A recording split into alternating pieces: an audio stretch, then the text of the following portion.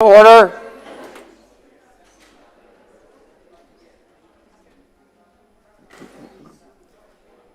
Okay. We'll all rise and say the Pledge of Allegiance. I pledge allegiance to the flag of the United States of America and to the republic for which it stands, one nation, under God, indivisible, with liberty and justice for all.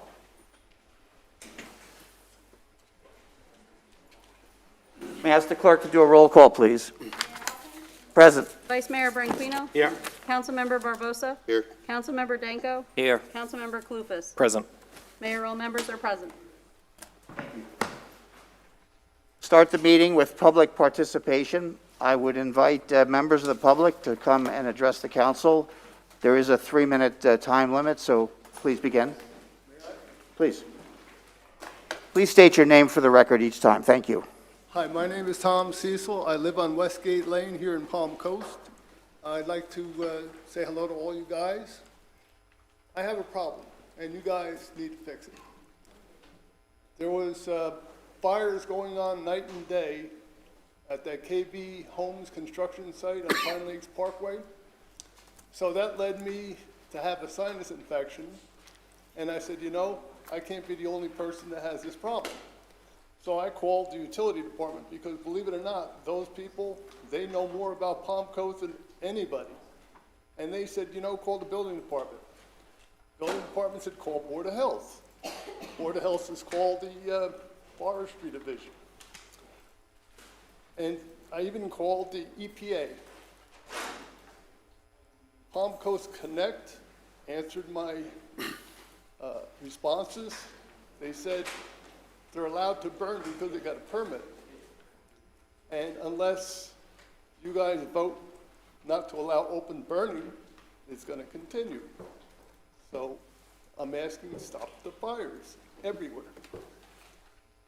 That's it. Okay, thank you for your comment. Next speaker, please. Terry Webb, Palm Coast. Thank you, Mr. Mayor. Congratulations on your position there. I'd like to talk about a couple things here. Number one, the taxes. Everybody's saying we need to raise our taxes in order to get this millage right. Has anyone ever stopped to think about giving back some of this money?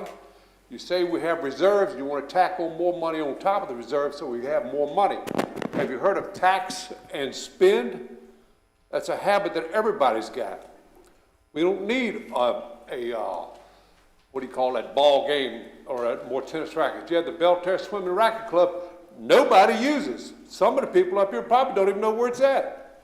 I've been there numerous times. They've got that pickleball court there that nobody uses. They've got a tennis court there that is hardly ever used. And you want to spend hundreds of thousands of dollars building another one. They've also got a daycare center there that you can use. Olympic-sized swimming pool that they can use, a workout gym, a sauna, everything. Now, moving right along,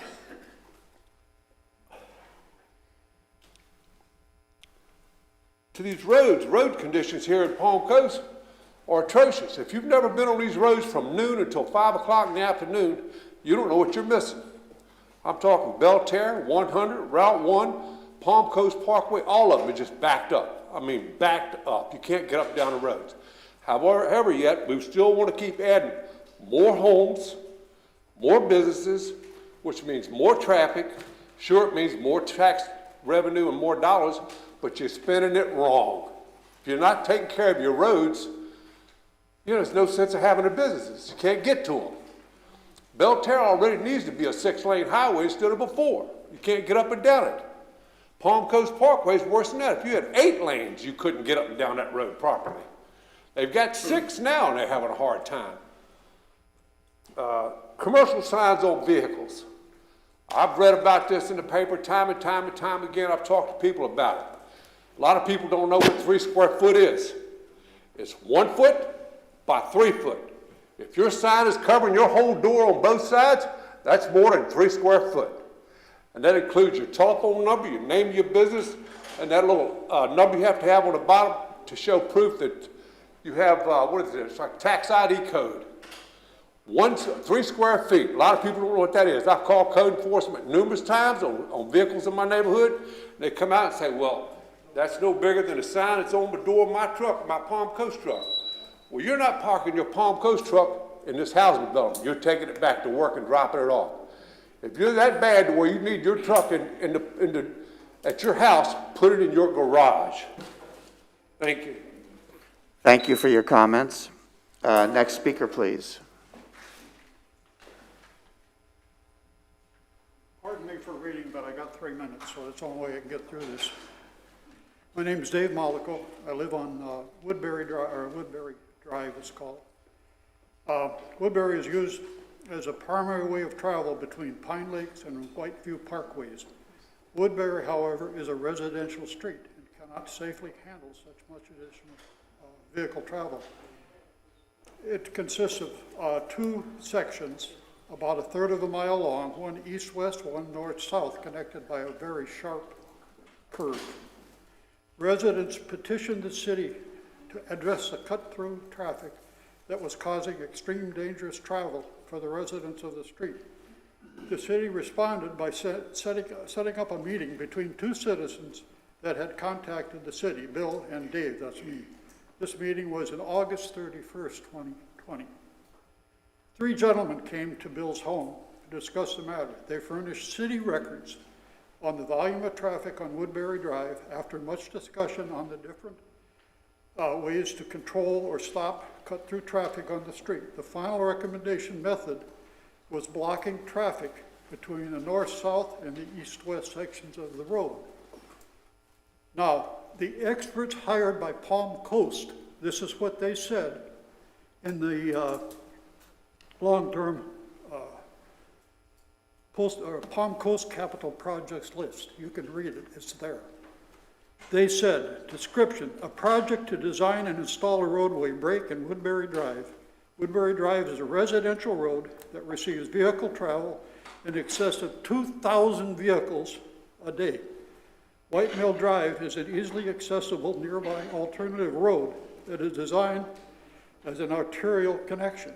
Diverting the daily pass-through traffic from Woodbury Drive to White Mill Drive will have no negative impact on the operation of White Mill Drive. The road breaks has the potential to improve the health, safety, and welfare of the property owners along Woodbury Drive. The road break is an experimental solution that fits this region of the city. It is not appropriate in most locations in Palm Coast. That's the end of the quote. I have a copy of this statement. You can read it yourself in your own publication, and a map containing the recommended placement of the barricade. My question is, why hasn't this happened in over a year? They know for sure. That's your experts telling you that, but yet you don't do anything about it. And now we have an additional thing. I guess you're probably aware of the development going right next door to Palm Coast, which we weren't asked about, where they burned all the fires and all that stuff. We weren't even included in the anything.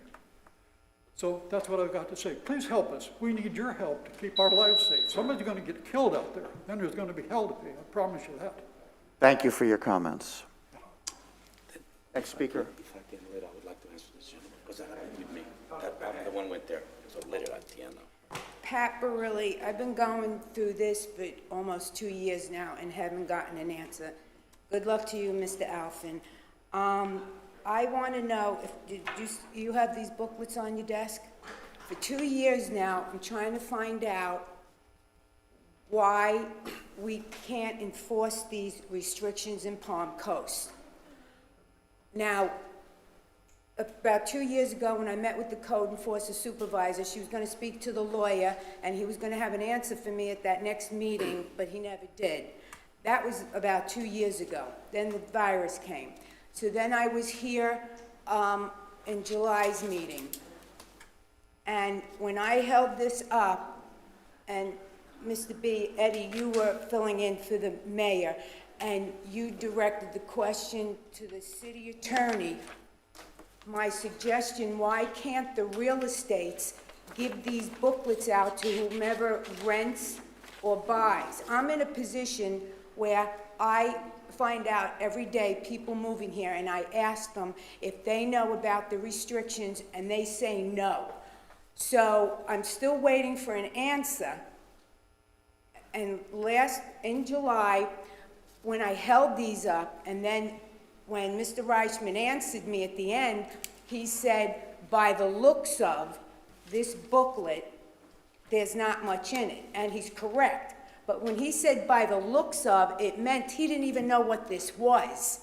And then he brings out a big black book to tell me that at closings, if there's not enough time to go through the big black book, which I don't even know what that is. This is only 12 pages with the basic restrictions of Palm Coast. No garbage pails and recycling bins lined up in front of a garage, junk in the, it's just basic, simple stuff. 2 years, I still haven't gotten an answer, like why the real estates can't give the booklet out so people know about it. Then I have a suggestion. These COPs that ride around all day, if they could make a list, because they can't do anything about it, of the addresses where they see stuff against these little things, to go back to the code enforcement. Now, back then, Barbara Grossman told me that there's one code enforcer per section, and I thought that was decent. But then she said they only go out twice a month.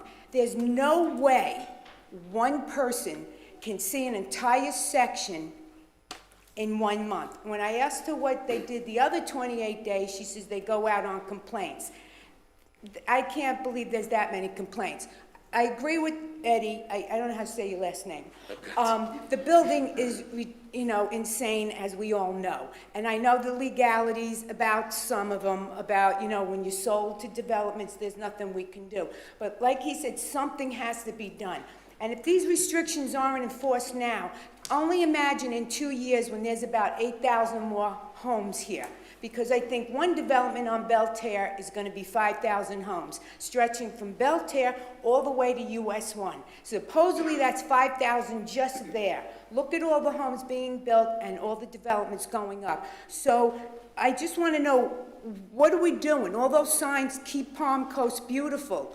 I mean, and the people with the things plastered from the front of their truck to the back of their truck with their business. They knew the restrictions, so why did they do it? That's it. Thank you for your comments. Mr. Mayor, you weren't here at that time. I believe Matt, the ex-city manager, he did answer the questions. And he said something about the water company, when people come and open up their water, that they get these booklets, I believe. Let me defer that comment to the interim city manager to get the detail and the dates, and let the public finish their comments, and I think, so. No, go ahead. Please, I'll sit, let her answer. No, please, sir. Please give us your name for the record. Robert McDonald, Palm Coast. We got to go back a little bit in history. January 1961, President John F. Kennedy spoke at his inaugural speech, and he's quoted as saying, "Ask not what your country can do for you, but what you can do for your country." Well, 70 years have passed since that great speech. And now it's time for Palm Coast to do what you were all elected to do. To do, the first thing you have to do is pass this ordinance on commercial vehicles parked in the driveway, because this has been going on since January. This is now September. Put a stop, or at least some type of moratorium, on the sale of houses in Palm Coast. I know that's not going to be too popular with people who are trying to sell their houses. But I, for one, because of this housing market now, I was forced out of my house after 7 years. And I was forced to find a new house. Well, because of the housing market, I'm now going to have to pay $500 a month more to live in Palm Coast. But that's okay. You all have a very hard and difficult job. We have a new mayor. Let's work together, because Palm Coast is worth it. That's why I'm still here. And we have probably the best city workers of any city in the state of Florida. Everybody from the city manager, to the mayor, to the council, to the city clerk.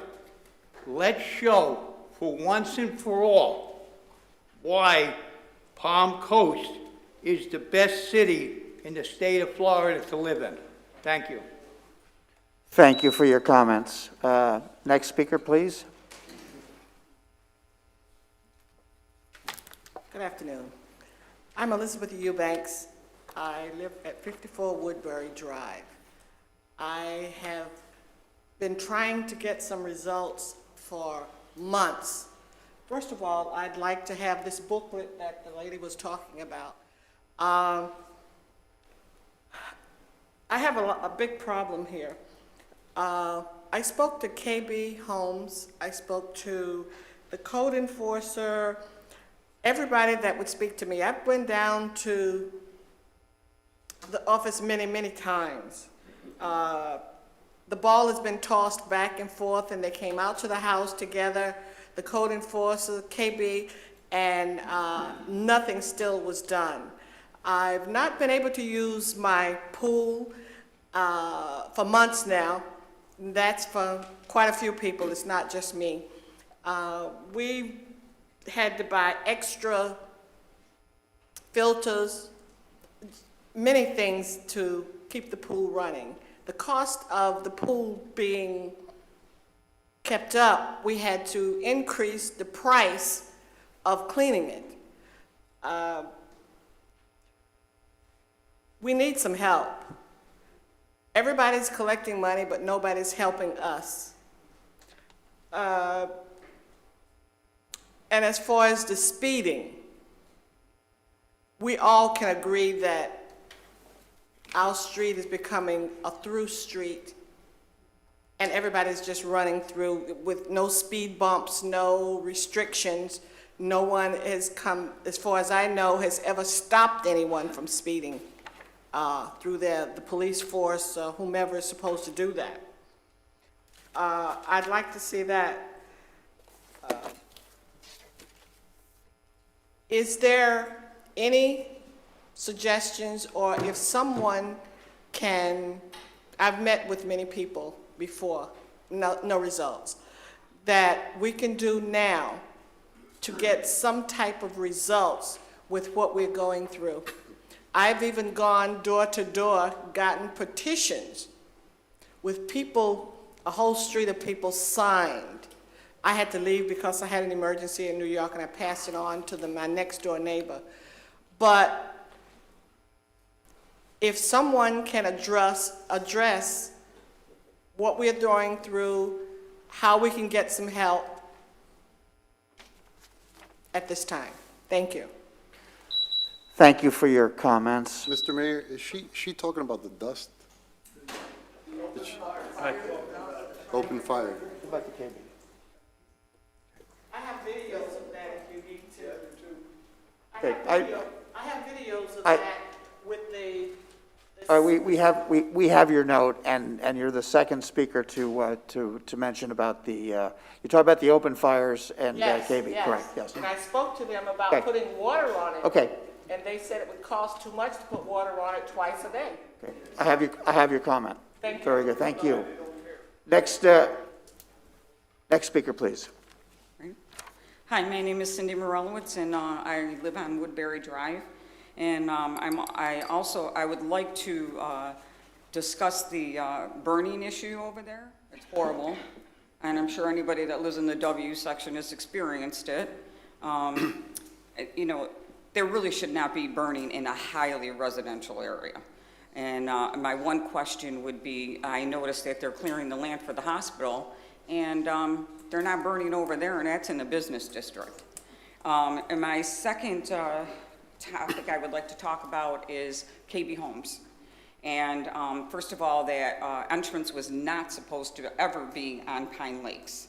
That was not what it was supposed to be. The original plan was never supposed to be there. It was supposed to be on White Mill. And then, of course, that changed and nobody was notified. And we're in that mess now. But there was also a traffic study done. And the traffic study never included Woodbury. And I would like to know why. And when I called the city, when I talked to somebody in the city, they told me that there would be zero impact to Woodbury Drive. We already see impact. Commercial trucks coming down there all the time, speeders, just like everybody else in Palm Coast, we have it. And it's dangerous. It's very dangerous. The road is only 20 foot wide. It should be 24. It's a cut through. So there should be, nobody should be cutting through to begin with. It's just not wide enough. It's very difficult for us to get our mail. It's dangerous. Someone's going to get killed there, and nobody really seems to care about that. We're just going to wait until it happens to get something done. We've been asking for help for many years, and we've just been getting pushed off and pushed off. But I really would like to know why nobody caught that traffic study, which was done by a licensed engineer, never included Woodbury Drive. We border the property. How could they tell us that there's going to be zero impact when they never even studied the street? It's ridiculous. And you guys up there should have caught that, why that street was not included on that traffic study. So I really don't have any faith in any traffic study. Our infrastructure is just getting worse and worse. And I do want to make it clear, I don't have a problem with new homes being built. We have to grow. But there's so much more that has to be taken into consideration. And the burning, the traffic, and it's not being done. And we need help on Woodbury Drive, and we're asking for it. And we hope that you guys look into it. And the licensed contractor, he should lose his job as far as I'm concerned, or engineer. That shouldn't have happened. Woodbury Drive is a thoroughfare, and it's only 20 feet. So if you can help us out, we'd appreciate it. Thank you. Thank you for your comments. All right, next speaker, please. Good evening, Mr. Mayor. My name is Brian Rosen. I live in Cypress Knoll. I'm here asking for an update to the East Section Canal project. Earlier this year, residents were seeing trees being ripped out, didn't know what was going on. This went through social media. Finally, the city caught on May 13th, we had a meeting here. And as he's shaking his head, then Acting Mayor Eddie Branchino spoke to the group. We've understood the number one issue was lack of communication. It was rapidly fixed. We received one or two communications, nothing since. We see it's ripped up, no work is going on at all. So now, I'm kind of active here. I'm always walking around the communities. My community says, hey, Brian, you know what's going on? So I hop onto the Palm Coast webpage. I hop onto the Capital Project webpage. There's no update. So on August 30th, I opened a ticket with customer service. I wanted a ticket number. And I said, what is the status? That's all I was looking for. What is the status? Next day, thank you, it's complete. And I got a completion letter. All right, I have ticket numbers if you need. No comments, no anything. I went back again to Palm Coast Connect. I went to the Capital Projects, no updates. So I wrote another ticket, saying, hey, you just closed it, you said it's complete, no feedback at all. What is the status? That was on August 31st. The next day, or excuse me, the same day, I get an update to the ticket. It's been assigned to a field technician. Today is September 7th, almost 7 o'clock p.m. Anybody want to guess about any type of response I have received from the city? We have been asking for updates. We got commitments to get updates. We do not see any work that's going on. So my question is, and our community at Cypress Knoll is demanding, what is the update? And also, when we submit a ticket, that we have a timely resolution or it's not closed improperly. One last thing, if we're looking for, and I'm going to use this project as a thing. In my past life, I recently retired. I'm a certified project manager. I manage project managers. This project is a farce, all right? We don't always look for ways of reducing costs. We need to look at efficiency because cost overruns, rework is very expensive, and that is what we're experiencing right now. Run the project correctly. Part of the project is communication, and that's what we want. Fulfill the promise. Thank you. And thank you for your comments. Next speaker, please. Good evening. My name is Paul Vargo. I'm on Colorado Drive here in Palm Coast. I have several issues, several things pending here. One of them being is, again, the taxes in that area for the canal zone. The canals were put here for the benefit of everybody, okay, and I don't mind paying my fair share on these. We selected Palm Coast because of the beauty of the canals. But what I'm seeing here in the 4 years that I've been here is a deterioration of that area on the canal system. The seawalls are basically left up to the responsibility of the homeowner, as I understand it. I found that out this past year. I put a few $1,000s into repairs of my own seawall.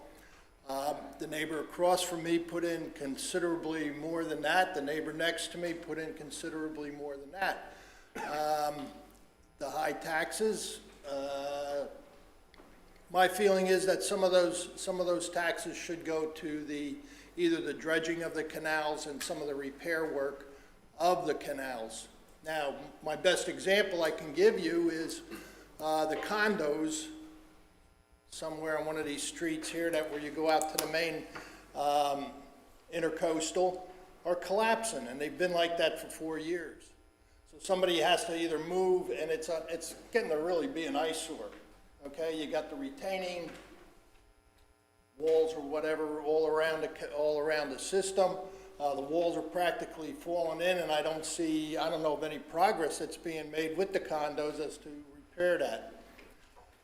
So that's not necessarily in the importance here of order, but one of the other things I notice in my immediate area is the rental of properties in there for the purpose of, I want to say, and I don't know this for sure, but I want to say it's for the purpose of B&Bs. Okay, now, I can take music, all right, and I understand these people are here on vacation, but I'm going to go by the sign that you have printed at Herschel King, where be a little courteous to your neighbor there and wear your earphones, your earplugs, but after maybe 60 days of music from different people coming in on vacation and going, playing their music all day long. Now, they're within their rights. Okay, they can turn it off at 11 o'clock, 10 o'clock, whatever that time is. And lastly, quickly, is our Raceway Park on Colorado. Okay, it's a little street. Kids, bus stops, everything else, there's a lot of people going up and down that street. I ain't gonna get too specific with it. Thank you. Very good. Thank you for your comments. Okay.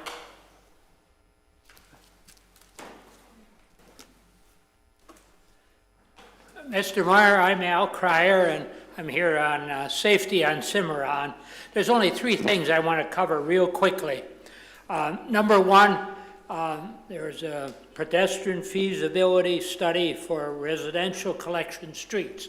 That's coming up in the budget. Please take a good look at it. Don't cut that, because that's going to be the start of an improvement thing in the future, and Cimarron is part of it. The other thing that I'd like to mention, I do have phase 5 here of a petition. It's all the Crossview streets. That's one of the last streets that has to go through Cimarron. I have 2 more to go. I had mentioned to you I wanted to wrap this up in September, but these 2 will probably take me to October or November. You've got about 400 signatures so far, 1 per resident. And I think in the final end, I'm going to have to do a miscellaneous petition. We've had some new owners in 5 communities that have to go through Cimarron. So we'll pick them up, and it'll just give us a lot of people behind the program. Number 3, I would like to thank the city, the commission, the council. There's been a lot done on Cimarron. We started in a very, very tough position. We started with traffic counts. We started with traffic speed study. We've gotten signs up. We've gotten people reminded and all over the place, signs, beginning, end, every place in the 1.2 miles. So a lot of progress is made. Also, there was a very nice meeting that the city put on for the residents to express their viewpoint and learn a little bit more about safety. And I can just see driving down the road some of the good things that has happened. Everybody is for the final thing, which is a sidewalk or bike path or 36 inches or something, whatever we can do, whatever the study says can be done. There's a police presence, which we never really had before. And all these things are just good things, and I just want to thank all of you people for it, because somewhere along the line, somebody did something to make this happen. And I guess I always say, I guess this petition goes to you, Virginia, right? Yeah. I'd like to say in closing that this is a very, very nice place to live, and I don't want to live any other place, and you people make it that way. Thank you very much. Thank you for your comments.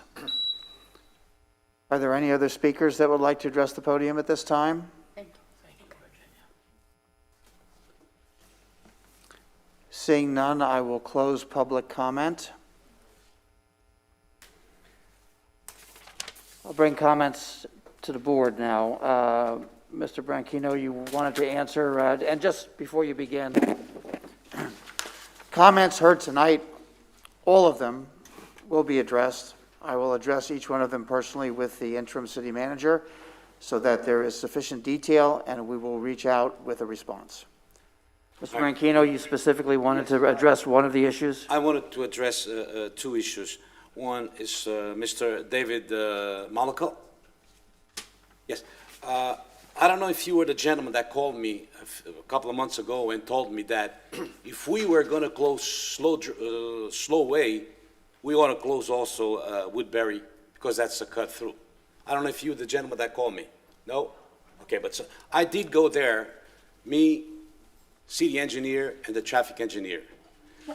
At the time we went there, and that was somewhere around August of 2020. We were there, and average, the amount of cars going through this street, according to the person that was there, at one time used to be 1020, and back on 831st, there were about 100 cars a day. Therefore, they wanted to close the street. And of course, we told them we can't close the street. Because the minute we close those streets, that we're going to have to close Slow Way, we're going to have to close many other streets in the same situation. That's only my opinion. Oh, excuse me, sir. Excuse me, sir. I'll, if you want to wait until the end, I'll gladly talk to you at the end of this meeting. Please, let me finish. Please, but I'll talk to you. I'll give you all the time you want. But I don't know if we're talking about the same case. But anyway, I believe we are. And I've been there with the city engineer and the traffic engineer back then. At that time, I think that's also answers. I think part of I believe was Miss Elizabeth. I believe that's what. Anyway, that's what I. Okay. Now, also regarding Brian, we were here that day on 5/13/2021. By the way, I got criticized by being here at that meeting, because by being here I couldn't be at the sheriff's department, which is a place that I could be. I got criticized on Facebook for not being there because I had business to attend here. I responded to Emerson Street the other day. I had a phone conversation, me, city manager, and two people from the sewer department. An update to it, because of the construction company, don't expect anything before February. Do not expect it. And this is being truthful. They wouldn't lie to me. And that's exactly what they told me. That's what I told the gentleman from, I can't say the door number, but it's Emerson Street, because we went there and met. Okay, but that's what do not expect anything before that, unless something, and that has nothing to do with the city, because we are on top of that construction company. But, you know, unfortunately, not everybody is as as legit as we wanted them to be. Thank you. Very good. Thank you, Councilman. I'll address the interim city manager. We will review each of the comments that were presented. You have notes, I have notes, so that we can respond to each of the members that spoke this evening with the correct detail and information. So thank you. Okay, next item on the agenda is approval of the minutes. I would ask for a motion to approve. May I approve these all together or individually? Altogether, it's fine, Mr. Mayor. So the minutes of August the 17th, City Council Business Meeting, August the 24th, City Council Special Business Meeting, and August the 24th, City Council Special Workshop. Move to approve them. Yeah, seconded. And a second. All in favor, please say aye. Aye. Any opposed? Okay, that passes unanimously. Thank you. Next item on the agenda, we had a presentation for a Good Samaritan. Unfortunately, we ran late. The Good Samaritan was the kind gentleman that helped with the rescue of the animals that were found in the parking lot. Many of you may remember. We will make sure, and thanks to Councilman Branchino, we're going to make a presentation on their behalf. So we will reschedule that at a time that is more available for the Good Samaritan. Next item, presentation of the photo contest awards. Yes, thank you. Brittany Kershaw, Director of Public Information and Engagement. So every summer, the city has an annual photo contest, and residents can submit up to 20 photos, and then the photos are used by the city for marketing and public relations purposes. Tonight, we're announcing the winners of this year's contest. There were 6 categories this year: business, technology, nature, dining, historic, and residence. Unfortunately, because we did run a little bit late today, we have lost some of the winners. But if you are still here and I call your name, if you will just come up to the front, we'll give you your certificate and take a photo. For the category of technology, the winner is Greg Evans, and I believe he had to leave. For the category of residence, the winner is Joan Saldano. Yay.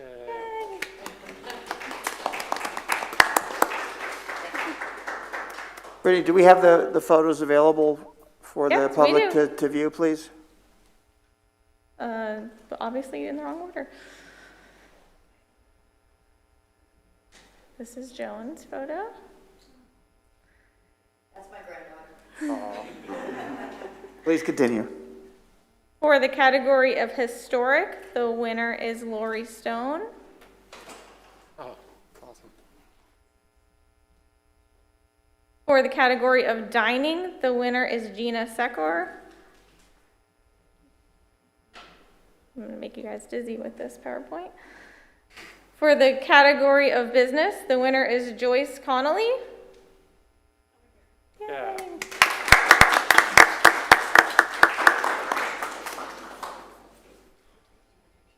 Yeah. Shannon's going to take one. Yeah. If you guys want to stand right up in front, we'll take a picture real quick with your certificates. Sorry, we lost half of you. Is that the Sure. list? Yeah, absolutely. Is that the full list of winners? Yeah. The last winner is also not here right now, but for nature, the winner is Cindy Bauman.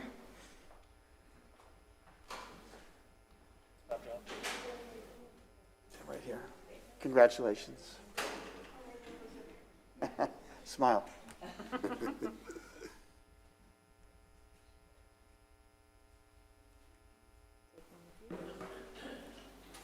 A picture taken for taking pictures. Thank you both for your efforts. Brittany, we'll reach out to the other winners and Yes, we'll invite them back, and I hope everybody will tune into our social media channels and our website, because we'll be using these photos throughout the year. We had hundreds of submissions, and they were really, really great, and we had a hard time choosing the winners. So we appreciate everyone's participation. Very good. Thank you. Our next agenda item is a proclamation, September as National Recovery Month. And Councilman Barbosa, would you be so kind? Thank you.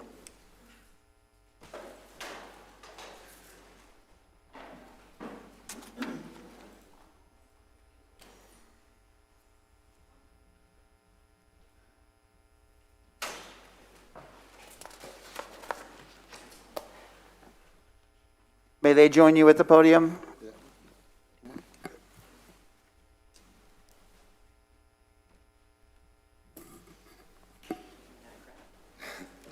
My breathing is still not 100% when we try to get through this. Proclamation, whereas each September, the U.S. Department of Health and Human Services, Substance Abuse and Mental Health Services Administration sponsors National Recovery Month, and whereas the 2021 National Recovery Month theme is recovery. Is for everyone, every person, every family, every community. Explores how integrated care, a strong community sense of purpose and leadership, contributes to effect treatments that substant the recovery in individuals experiencing substance use disorder, and whereas substance use disorder is preventable, treatment is effective, and people can recover. And whereas to help more people with lived experience achieve the substance recovery, the U.S. Department of Health and Human Services, the Substance Abuse and Mental Health Services Administration, and Flagler Open Arms Recovery Service invite all residents of Bunnell to participate in the National Recovery Month. And whereas relatives and friends and individuals with substance use disorders can implement preventative measures, recognizing the signs of problems and guide those in need to appropriate treatment and recovery support services. And whereas the Substance Abuse and Mental Health Service Administration encourages residents to participate in National Recovery Month to learn more about how to help people achieve the substance long-term recovery. And whereas the Recovery Month celebrates the gain made by those living in recovery. Now, therefore, be it proclaimed, the Palm Coast Mayor and City Council recognize September 2021 as National Recovery Month and urge all residents to observe this month with appropriate programs, activities, and ceremonies to support this year's Recovery Month theme of recovery is for everyone, every person, every family, every community. Adopted this 7th day of September 2021, signed by the Mayor, David Alfin, and witnessed by Virginia Smith. Thank you, Councilman.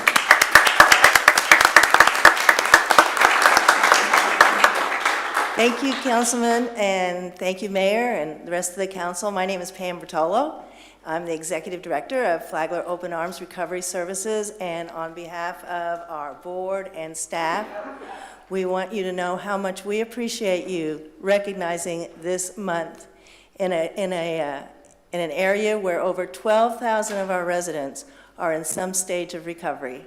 So thank you very much. And if I may, the acronym OARS is Open Arms Recovery Services. Services, just for the public to know. Thank you. There's, we have social media, we have a website, we have phone numbers, we have Facebook, we have Instagram, and the best way to find us is hashtag FlaglerOars. Thank you for your efforts. Thank you.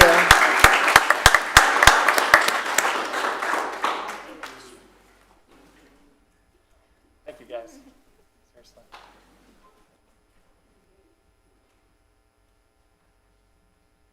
Ready? 1, 2, 3.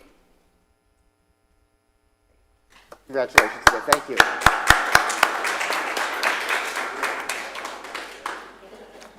We have one more presentation this evening, which will be Councilman Clufus, and it will be the Arbor Day presentation.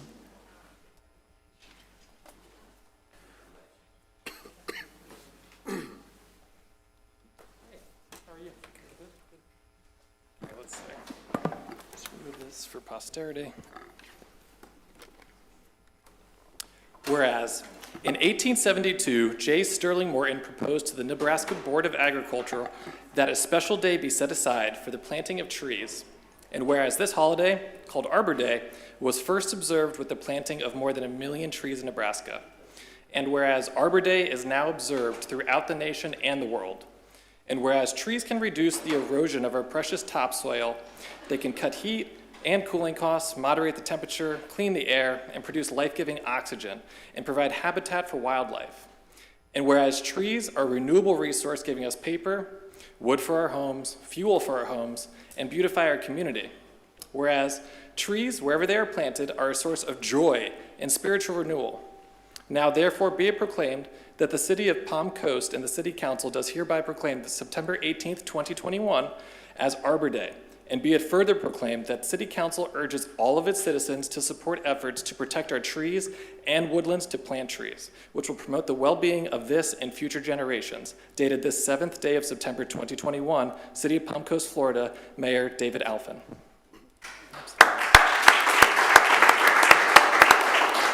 And briefly, I'd just like to say over the past 5 years, we've had tremendous Arbor Day events, and I can't begin to imagine how many trees have been planted with the trees that we've given away at Arbor Day. But I feel like this is one of my favorite quotes and it's applicable here. The best time to plant a tree was 20 years ago. The second best time is today. Thank you. Thank you, Councilman Clufus. I appreciate that, and you're exactly right. So good evening, Mayor, Council.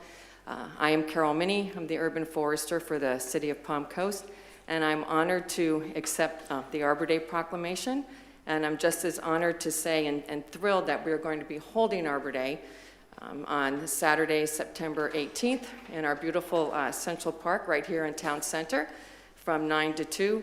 We will be conducting the festivities. We'll hold a tree giveaway along with if a donation comes in for our food bank.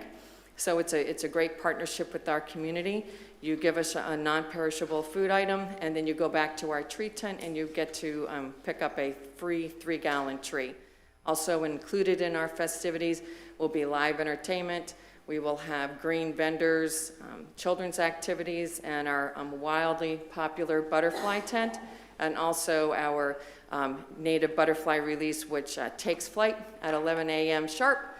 And so I'm just thrilled to be here, and I appreciate your support and also the residents' support of our city being green and keeping our Tree City USA designation for the past 16 years. So thank you very much. So thank you for your for all your do. Is there a contact that people can follow up with some of the detail that you presented tonight? Is there a website or some kind of a contact? Yes, well, myself, and I do have little postcards back here on the table, and they can email me or call me. Also, our webpage will be turned on probably in the next couple of days, so it will have all the information along with the tree species that we will be handing out to folks. Thank you for your efforts. Thank you so much.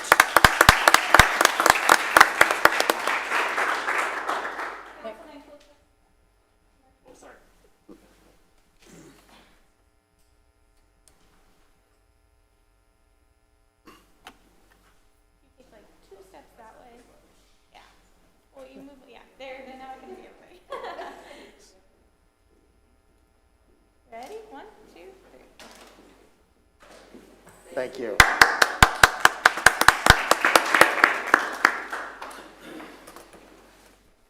Moving down the agenda, our next item are ordinances, the second read. I'll ask Mr. Reichman for the first ordinance, please.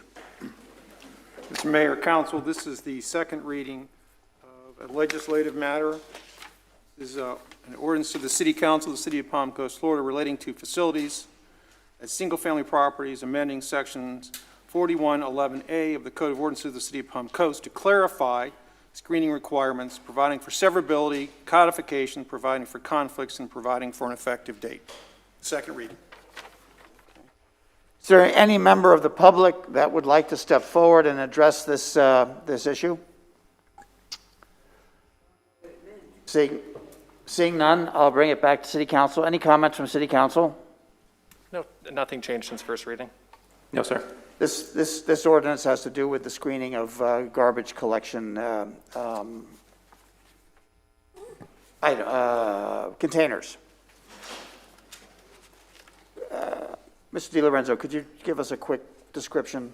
for the public? Sure, yes. Good evening, Mayor, City Council, Jason DiLorenzo, Community Development.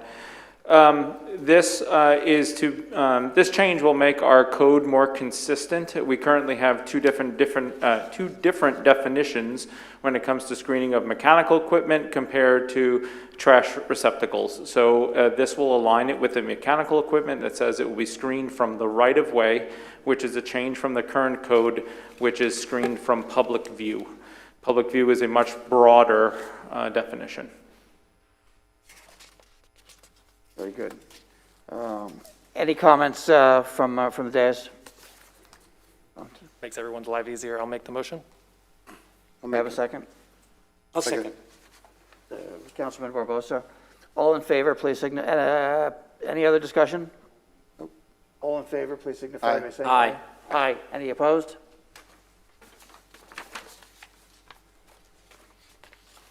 Did the clerk get that? Yes, motion passes 5-0. Next ordinance, read, second read. Mr. Reichman.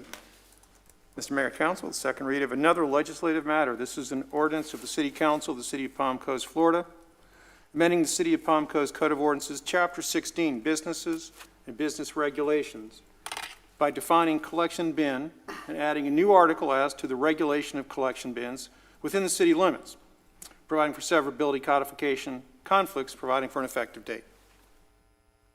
Okay, I'll open up for public comment. Are there any comments from the public on this ordinance, a second read? Seeing none, back to City Council for any final comments. I would ask for a motion. Motion. Seconded. Any other discussion? All in favor, please signify by saying aye. Aye. Any opposed? Very good. Passes 5-0. Next ordinance, Mr. Reichman. Again, second read. This is another legislative matter, Mr. Mayor, Council. This is an ordinance of the City Council of the City of Palm Coast, Florida, providing for the amendment of the City of Palm Coast 2035 Comprehensive Plan as previously amended pursuant to Chapter 163 of the Florida statutes. This is creating Chapter 10 property rights element in order to meet the statutory requirements, providing for conflicts, ratification of prior acts, codification, severability, and providing for an effective date, Mr. Mayor. I would invite the public to come to the podium for any public comment at this time regarding this ordinance.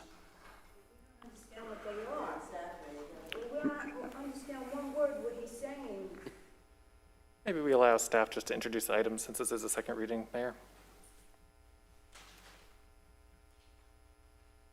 Mr. Mayor, Council, I think Mr. Tyner can give us a brief Sure, summary. I can give a brief. Yeah, this relates to House Bill 59 that was passed on July 1st, related to a requirement that all cities in the state of Florida and all counties in the state of Florida include a property rights element within the comprehensive plan. We have done that. Council heard this at the first item meeting on August 3rd, 2021. It then went to the Department of Equal Opportunity. The state of Florida also reviewed it. That's why we're bringing it back now, delayed a few weeks for their review. And they see no changes. They're not requesting any changes. It was fine the way it was written, and we're ready to take action on this. So, Mr. Tyner, just in very brief summary, property rights meaning? Property rights meaning an element. There's already laws in place, but the state of Florida wanted us to add language into our comprehensive plan. For example, one of them is the right of property owners to physically possess and control his or her interest in the property, including easements, leases, or mineral rights. Those type of things. There's a list of 5 of them that we now have in our comprehensive plan. These are the general understood property rights of property owners. Yes, sir. Very good. Okay. And arguably, if I may, arguably they were understood before, but we're just clarifying now, and every city's forced to do this, right? Yeah, state law requires these property rights anyway, but add another layer of protection for property rights. The governor's office wanted us to put it in within the comprehensive plan. The property rights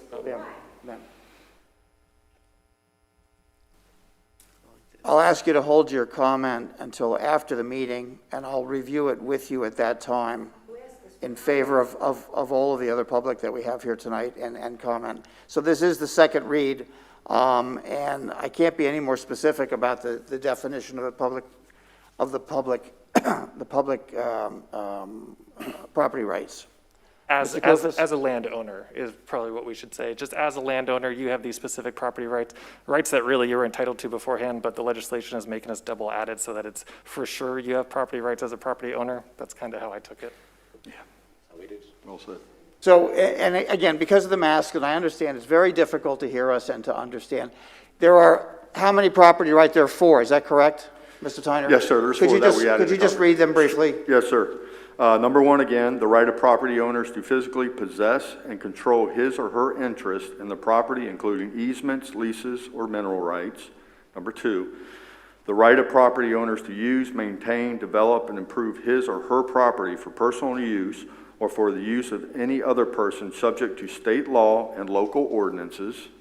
Number 3, the right of property owners to privacy and to exclude others from the property to protect the owner's possessions and property. Number 4, the right of property owners to dispose of his or her property through sell or gift. So again, the most basic rights of owning land or owning property here, and that's passed to us by the governor, and without our ability to deny, we have to pass it or change it. Very good, okay. Any other comment from anyone on the dais? I'll make a motion. Thank you. Second. Yeah. I'll second it. Second. All in favor, please signify by saying aye. Aye. Aye. Any opposed? Okay.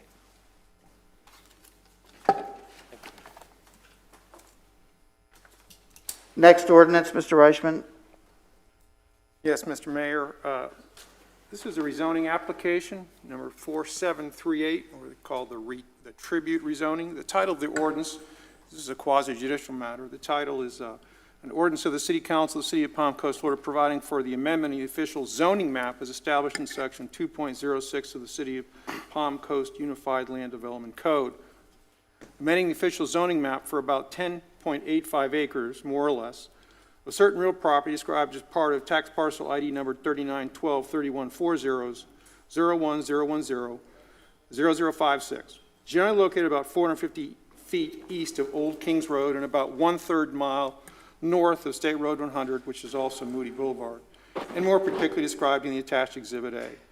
Rezoning from the high-intensity commercial or COM3 zoning district to the multifamily residential 2 or MFR2 zoning district. This ordinance provides for conflicts, providing for severability, providing for an effective date. Mr. Mayor, Council, this is the second reading of this, obviously, and this was continued from a prior meeting. I believe that the date of that was, staff? August 17th, sir. Okay, so as we always do, because this is quasi-judicial, if there have been any ex-parte communications since the second reading of this, those need to be disclosed at this time so the audience will know and the record will be clear about everything that was the basis for your decision, your final decision this evening. Have there been any ex-parte communications? None for me. Is this the one that we were waiting for Denko to come back? We were waiting for Councilmember Danko to come back. He was not feeling well. That is correct. So there was a motion made to approve it, and it failed 2-2. And so then there was a motion to continue it, which was passed. And we need to take action on it this evening. Now we have a full quorum, council member. Okay, I think we'll move right to the presentation. No, we don't know if anybody had an ex parte communications We've already yet. done it. No, we don't. Did it? He did. No, he didn't. Okay. Point of order. I'll take care of that. Mr. Tyner, could you give us a brief presentation to refresh our... Yeah, sir, we are with the... Point of order has to be now. That's got to be below, before that. What is your point of order? The point of order is this. We just heard Councilman Danko said no ex parte communications. Well, let me refresh some memories here. On the first day that we voted here, on that same day, somebody called my attention that on Facebook, some of our friends actually add bad words because Councilman Danko approved this project. The answer, which is no longer there, no longer there. The answer was that Alan was also going to vote for this project because he thought it was a good project. My question is, to Councilman Danko, if he wants to answer it. No, when no, did no, you sir, speak? no. Ask your question Okay. to Mr. Reichman. Mr. Reichman, my question is, did he speak with Alan Lowe about this before or after the vote that day? I have absolutely no idea. I will tell you that in a quasi-judicial matter, it's important for every member of this body, acting in that capacity, to disclose any form of communications that you have, and that can be in person, that could be by email, it could be by written letter, it could be by social media, and it's got to have to do with the subject of this agenda item, which is this request for an application to rezone someone's real property. And let me tell you why this is important. The courts have said, look, we're operating transparently. We're in the sunshine.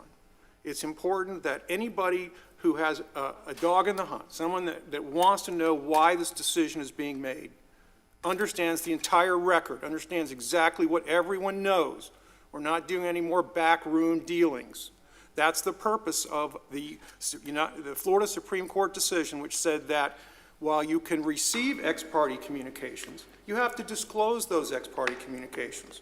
That's all this is. And it's not a problem if you have ex parte communications. You just have to disclose them so that everyone knows it's an even playing field. Everyone knows exactly what all the facts are, what everyone knows in order that they're making their decision on. So that's the purpose of why I ask every time for quasi-judicial matters if you have any ex parte communications. So let me just answer this. I did notice after our first vote that there were a lot of people that criticized me on Facebook for making that vote. However, I don't recall any conversation with anyone about this specific project. And if somebody posted something on Facebook, I don't know what to tell them, but I don't recall discussing this with Alan Lowe when he was running for mayor. If he brought this project up, it went right over my head, whatever we were discussing, because I simply just don't recall it. The first I heard of this project was when it was presented here. And I liked the concept of this project. I liked the fact that we were going to take some commercial, small fraction of this commercial land that's been sitting there doing nothing for a long period of time. I'm sorry, Mr. Danko, we'll do comments, but for Mr. Reichman's. Yeah, but I have no recollection of any. Any ex parte that would influence. No, I have no recollection of any. Mr. Reichman, does that satisfy the question? That satisfies the legal requirement that each council member identify exactly what they're basing their decision on, which is the record. And part of that would be any ex parte communication. I can't speak for what people post on Facebook, so. No, that's what you answered the people. You personally answered the people. What are you talking about? Again, council members, please, right. when you speak, address your comments okay, all right, to the so mayor. now I know what he is referencing. All right, after the last, Wait, I want to clear this up for Mr. Reichman. For a moment. All we're asking, have you had any ex parte communication? Yes. That's And that's if enough. it is, I don't even That's know enough. if it is. Mr. Barbosa. Well, he needs to say I need to what explain it, and I'm not sure what it is, but after I was criticized on Facebook, I did mention to somebody that I thought Alan would support this proposal too, because they were saying Alan would never have voted for this if he was mayor, and I said, yeah, I think Alan would have voted for this project because it's a good project. So if that's an ex parte communique, I guess, I don't know. All right, so you're on the record ex parte. If it is. Councilman Barbosa, just to follow up. No. No. Myself, no. Mr. Branchino. No, not at all. Mr. Kloufis. No, but that is, clarification. Okay. We're good. All right. Yes, Mr. Tyner. Mayor Ray Tyner, Community Development.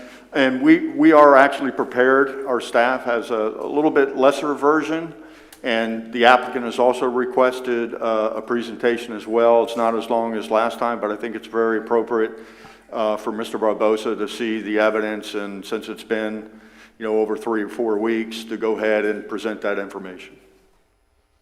Good evening, everyone. Bill Hoover from Community Development. The Tribute is a 10.85 plus or minus acre site. It's located about 450 feet east of Old Kings Road and about a third of a mile north of State Route 100.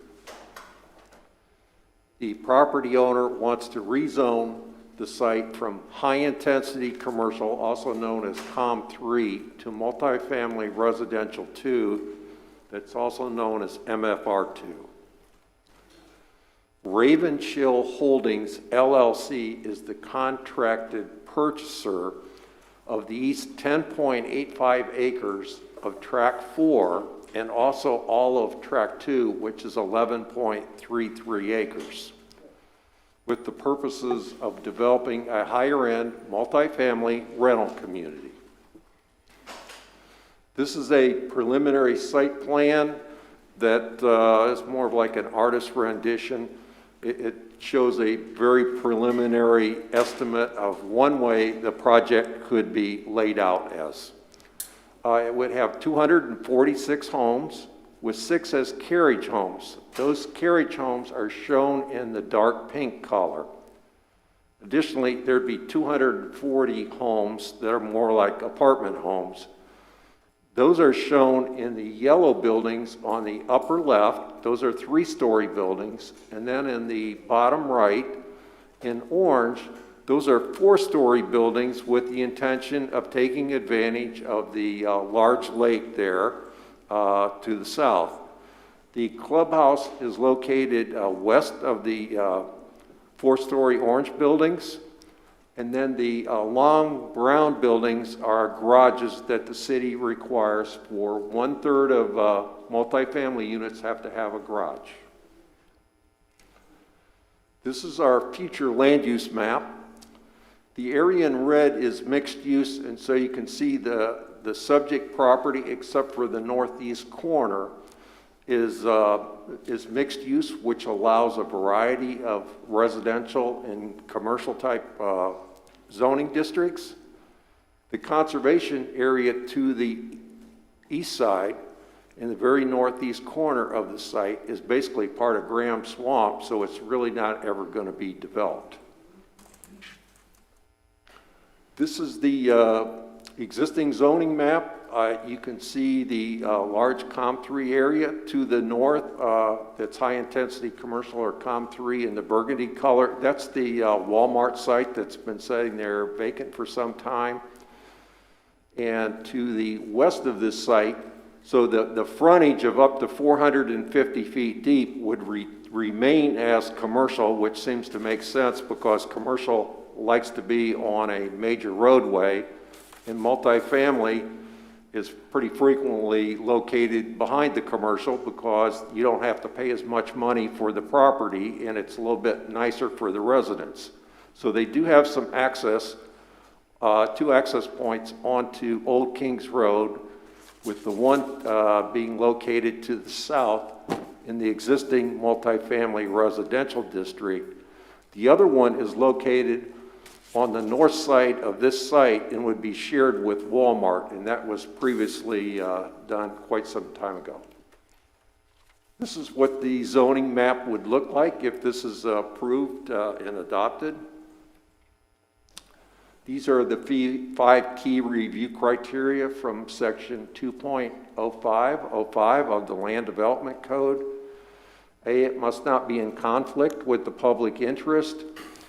And staff's finding is that the MFR2 is an allowed zoning district in the mixed use areas on the comprehensive plan and would be compatible with other uses allowed on neighboring lands. And basically, there's not much right around this property, so we're looking at what would be allowed in their zoning districts.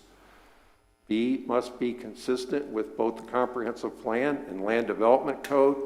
The project actually meets 4 goals, policies, or objectives of the comprehensive plan. And if it comes in for development permitting, it would need to meet the land development code at that time.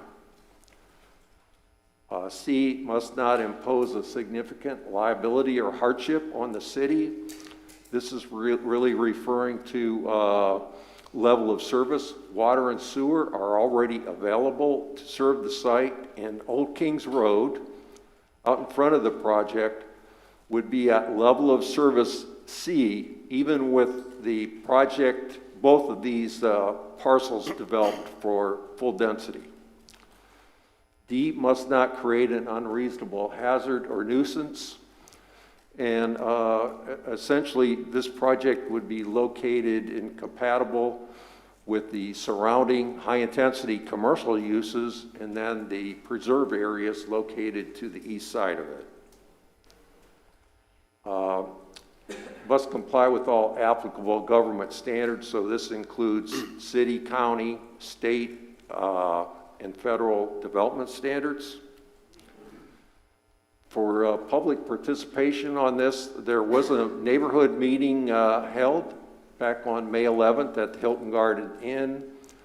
The city and the applicant attended, however, no one from the public that was notified attended. We've also put up 2 signs along Old Kings Road for this project and run news ads prior to each of the public hearings. We have not received any communication from the public on this rezoning. It was heard at the May 19th Planning Board. No one spoke regarding the project. The Planning Board found it in compliance with the comprehensive plan and recommended approval to City Council by a 6-0 vote. If this is adopted tonight, the applicant's engineer would submit a Tier 3 master site plan at their choice or a Tier 3 technical site plan. So that would be reviewed by staff first, followed by the planning board, and then it would come back to City Council. And you have a Tier 3 when you have 100 units or more. The Planning and Land Development Regulation Board determined the proposed rezoning application number 4738 was consistent with the comprehensive plan and recommended approval to City Council to rezone 10.85 plus or minus acres from high-intensity commercial to multifamily residential 2.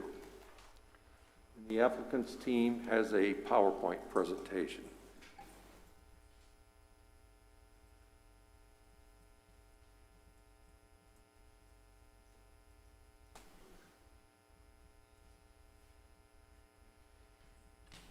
Good evening, Mr. Mayor. For the record, my name is Charlie Faulkner.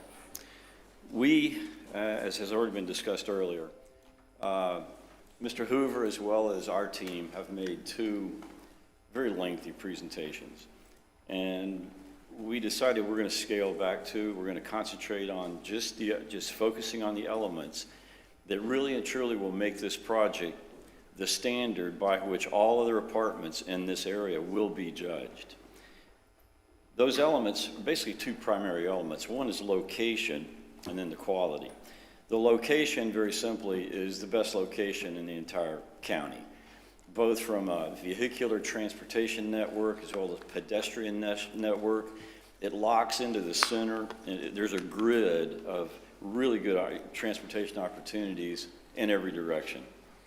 The next is, because of its location, you're going to hear some more details about your comprehensive land use plan has the intersection of Old Kings and 100 designated as a village center. The village centers in your comp plan requires a residential component. The only area within that village center designation is really and truly what we're proposing. Lastly, neighbors and adjacent land uses. Number 1, we have no neighbors. Adjacent land uses are high-intensity commercial.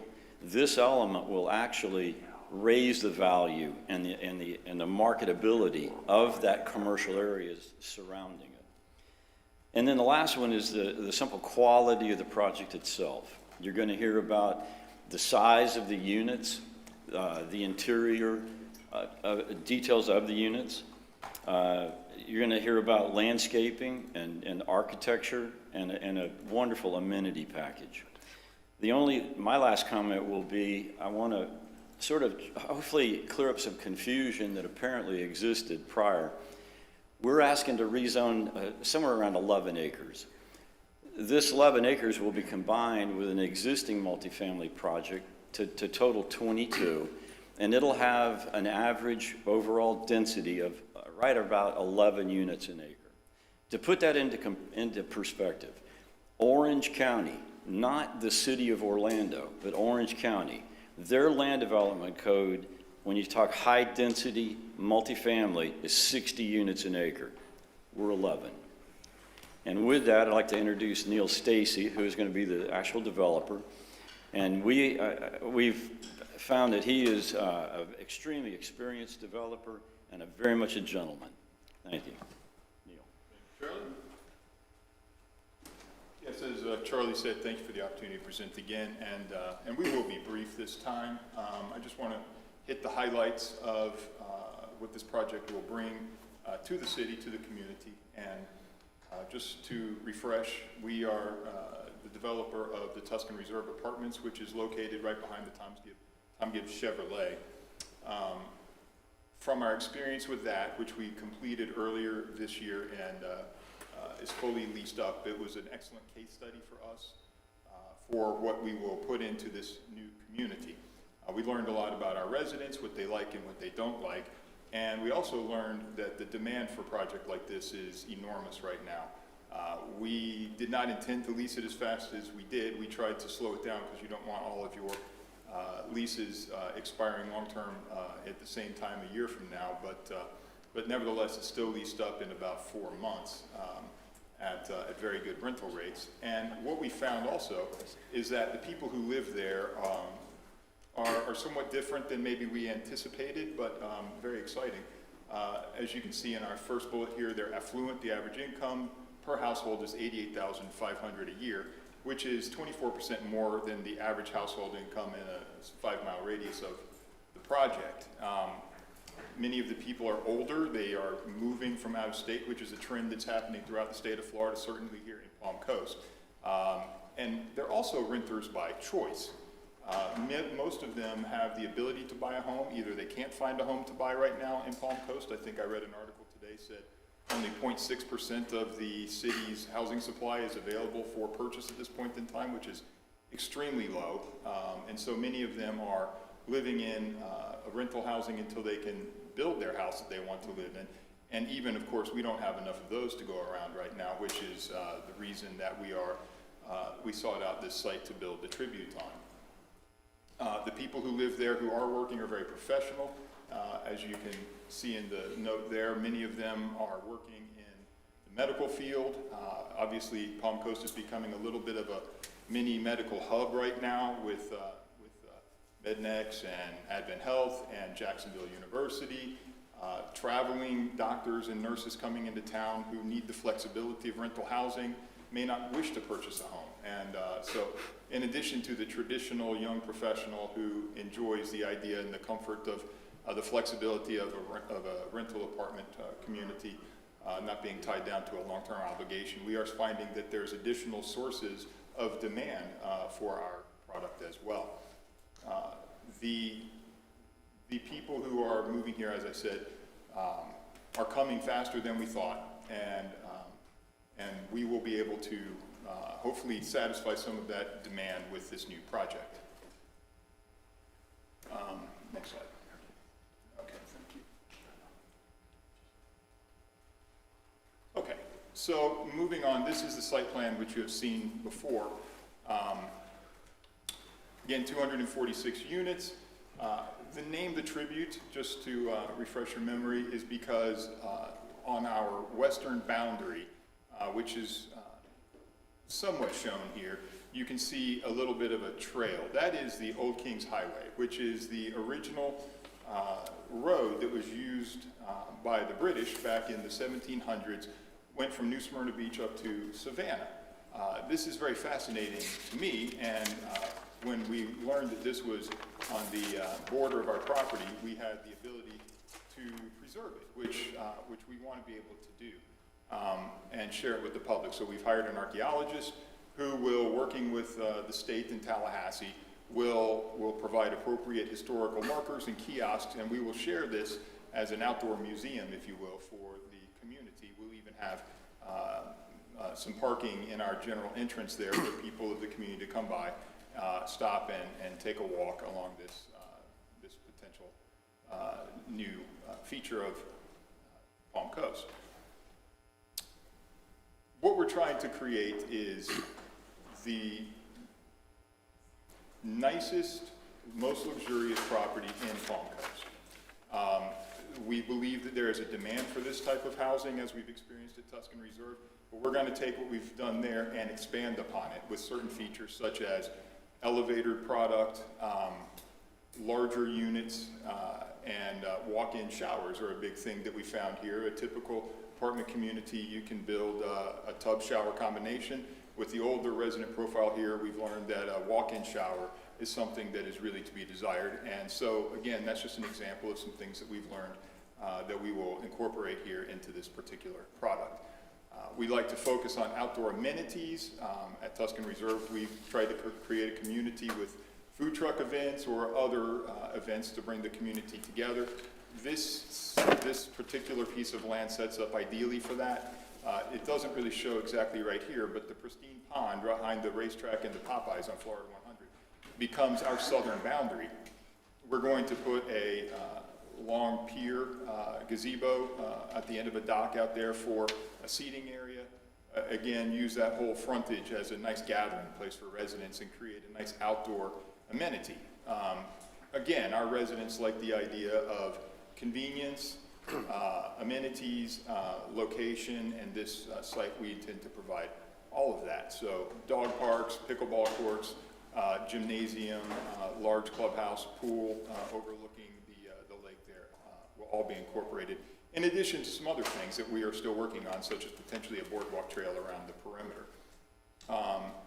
On the interior, our company philosophy is, again, to build very nice product. We want to build with the nicest materials that we can find that are normally put into projects. This is an example here, again, going with the theme of the old Florida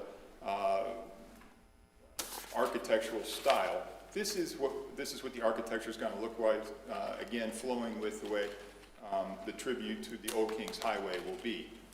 Slightly different than what you see a lot of times right now, but porches, windows, white, old Florida style. Amenities here, these are some amenities that we have had at Tuscan Reserve. These are what we are planning here in addition to some others. Again, beachfront gathering areas, summer kitchens, package rooms. You don't think about that a lot, but if you're in a multifamily community, it's nice to have safe, secure places for your UPS or your Amazon packages to be left.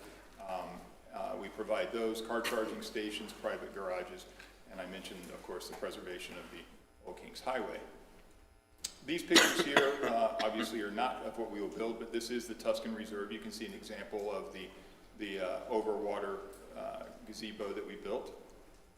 Again, the pool. You'll notice the landscaping. We have a philosophy. It's interesting that tonight was Arbor Day proclamation because landscaping is important to us as well.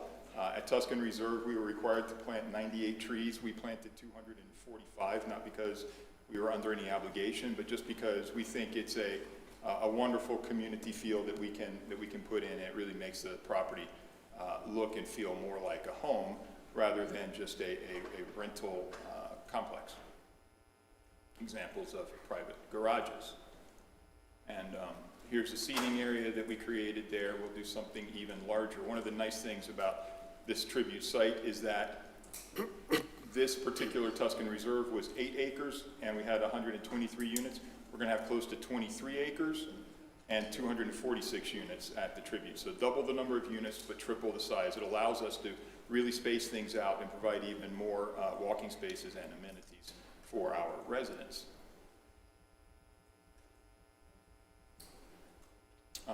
And just some examples of interior appointments, 9-foot ceilings, I mentioned the elevators, 42-inch upper wood cabinets, dual vanities in the bathrooms, I mentioned the walk-in showers. And just mentioning a little bit, last point, our focus on being slightly, I would say more on the upper end. We like to provide larger units. So for example, if industry standard for a 2-bedroom apartment is 1,000 square feet, We'll go closer to 1,100 square feet and use that extra square footage for large walk-in closets, coat closets, pantries for dry goods in the kitchen, larger bedrooms, even just a couple feet here and there makes a big difference because, again, we want to make this a home. Again, many of our residents are not just waiting to build a house. This is where they choose to live, and they want it to feel like a long-term home option for them, and we provide that. And just some examples of some of these interior appointments here. So, thank you for your time here. This gentleman here, there may be a couple questions about traffic. We didn't have the traffic engineer who put the slides together before. He just wanted to make a couple of... Mr. Stacy, while you're at the podium, a question for you, please. Yes, sir. Will your project conform and commit to our Palm Coast Land Development Code in all aspects? 100%, yes. It's our intention to work with the city and certainly work within the code, and we'll work closely with staff to ensure that that happens.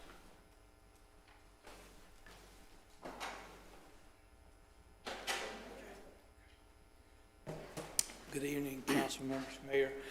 Sans Lassiter, offices are in Ormond Beach. I'm a registered professional engineer, and I've been doing this for about 43 years. My story is going to be short and sweet. This project of 123 apartments compares to what could have been there of 94,000 square feet of retail space. We're in the daily trips generated will be in the 669 range instead of 4,596. I don't have the opportunity many times to get up here and talk about how a project is going to be generating less than what would be there otherwise. In this case, I do, and unless you have any other questions, I'm just going to... You're saying 123. I heard 250 apartments. I'm sorry? I heard it was going to be 250 apartments. There are 2 tracks, as I understand it. Let me get the owner back up here to explain that for you. I'm sorry, before you begin, Mr. Reichman, could you just Sure, I'm happy. Clarify the request before us this evening. And I think it was referred to earlier on, and that does appear a little confusing, because the rezoning tonight is just for a little over 10 acres. Okay. Yeah, okay. And the entire project, which is over 20 acres, is at 249 or whatever it is. For this project, it's only 120 something. So that's why it's kind of, because, you know, you talk about what the whole thing's going to look like, but tonight, all we're considering is the 10 acres. Thank you, Mr. City Attorney. What he said. Very good. Seconded. Does that conclude the developer's presentation? Or you have more? I'm sorry, please continue. Okay, that pretty much concludes mine. I've got some more facts on here, but the basic thing is we're talking about a significant reduction in potential traffic. So that was really the gist of my presentation. If you have any other questions, I'd be happy to address them.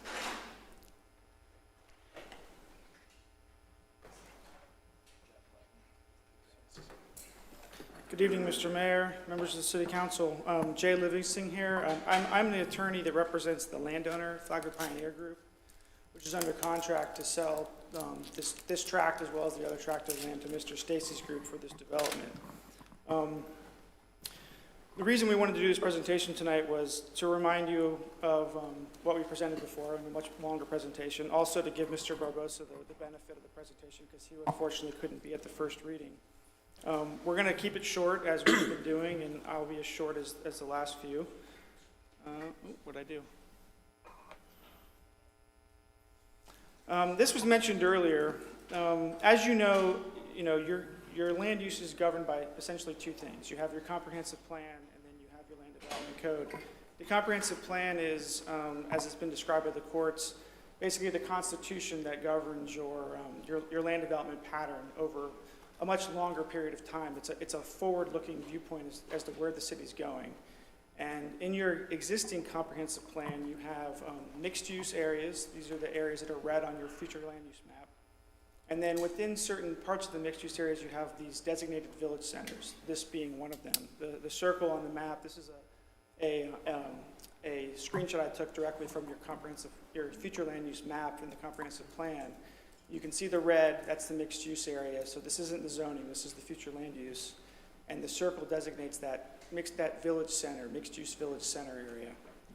And as Mr. Faulkner pointed out, there's really no opportunity within the existing development pattern, what's already there, what's planned for there to be a residential component within this circle, except this location that we proposed to you, both the location that's being rezoned as well as the existing multifamily tract that's already been rezoned and will ultimately be developed in some fashion in multifamily if this isn't approved. The comprehensive plan, which you're obligated in your role as the quasi-judicial body in these applications to make sure a rezoning application is consistent with, that's part of the function, has some very specific policies that support this project. First, the general policy for mixed-use areas, policy 1.1.1.1C, encourages a live, shop, work type of development in areas that are specified as village centers in the mixed-use areas. More specifically, Comprehensive Plan Policy 1.1.2.6B, which is the specific policy for mixed-use village centers, specifically says that a desirable mix of land uses within the mixed-use village centers includes 25% of multifamily residential up to 15 dwelling units per acre. And as was pointed out to you, we're only hitting that 11 units per acre. So although we are helping to bring the development pattern within this circle into compliance with your comp plan by applying for this rezoning, we're actually not even hitting that 25% mark. We're still falling short, but we're getting as close as we can without overloading the area with multifamily units. In addition to those policies, which are in your future land use element, there are other policies that this project is consistent with. Within your housing element, the summary of the element begins, and I'm just quoting from it, the city will need multifamily housing units as the population grows in the future. One of the key aspects of the comprehensive plan is to provide residential units in mixed-use areas where residents are within walking distance of commercial and recreational amenities. This is an ideal site to meet that summary of the element, because not only is it within the village center, but it ties into an existing sidewalk network that was installed when Old Kings Road was expanded. That sidewalk then ties into the entire trail network that the city has, which is one of the best amenities in the city of Palm Coast, where you can essentially walk from one corner of the county to the other without leaving a trail other than to cross streets at designated crosswalks. So we meet that summary goal that's in the housing element of the comprehensive plan. In addition, goal 3.4 calls for a diversity of housing types to meet the needs of the citizenry. As we know, there's a demand for it. As Mr. Stacy pointed out, they're already booked at their other facility. There's a demand for it, and that diversity includes multifamily housing. These are, again, right out of your comp plan. That's also supported in policy 3.4.1.1, and I'm stating these just for the record so you understand that this project is fully in compliance with your comp plan, and in addition to that, it actually furthers a goal that's not being met within the village center area. And then, you know, it's just a lucky aspect of this project, but because of the Old Kings Road being located where it is, and because of the developer we have who was encouraged by that cultural resource to actually enhance it for the public, not just for the project, we're also meeting your conservation element, goal 4.5, which is to promote cultural resources. And as Mr. Stacy pointed out, that's going to be essentially a linear park that designates the Old Kings Road that will not only be used by the residents in this community, but also with the little parking area shown in the site plan will allow public access to it. And that's a very good amenity to this project, and it's another way that this project is in full compliance with your comprehensive plan. The only other thing I wanted to point it out, because it concerned me when we were working on this project, is you know, whenever you take any kind of entitlements off the board, you change them, you want to make sure that you're not affecting your land use mix. And I went through this in a lot more detail before, but what I did was I went through the Old Kings Road corridor from State Road 100 all the way to Palm Coast Parkway. I excluded the Walmart parcel. I excluded a parcel of land that's north of Town Center Boulevard on the east side because I represent that landowner, and we're potentially going to change the zoning there, so I didn't want to include that in there, because the future planning intentions might skew these numbers. So I removed those. I also removed any parcels where I couldn't determine the specific acreage of the land use mix, because your comprehensive plan and future land use map has conservation areas that kind of meander onto lots, and where I could not identify the actual acreage, I removed those. So a very conservative estimate of what's actually available to you to build on the Old Kings Road corridor, if we took these entitlements off the board, as well as all the other ones I removed, amounts to 19 city halls, that's the office entitlements on Old Kings Road, 15 city centers, which is the building that's right here with you guys on the lake, 5 Volusia malls, or 12 Tanger outlets. I don't know if we want that many, maybe we do eventually, but I think we can all agree that's more than enough of those types of entitlements for future development to serve the needs of the citizenry. So we're not actually causing any harm to the ultimate land use mix for this. And then I think the other really important thing to understand is, and it was pointed out earlier, is that at the first reading, we had some people that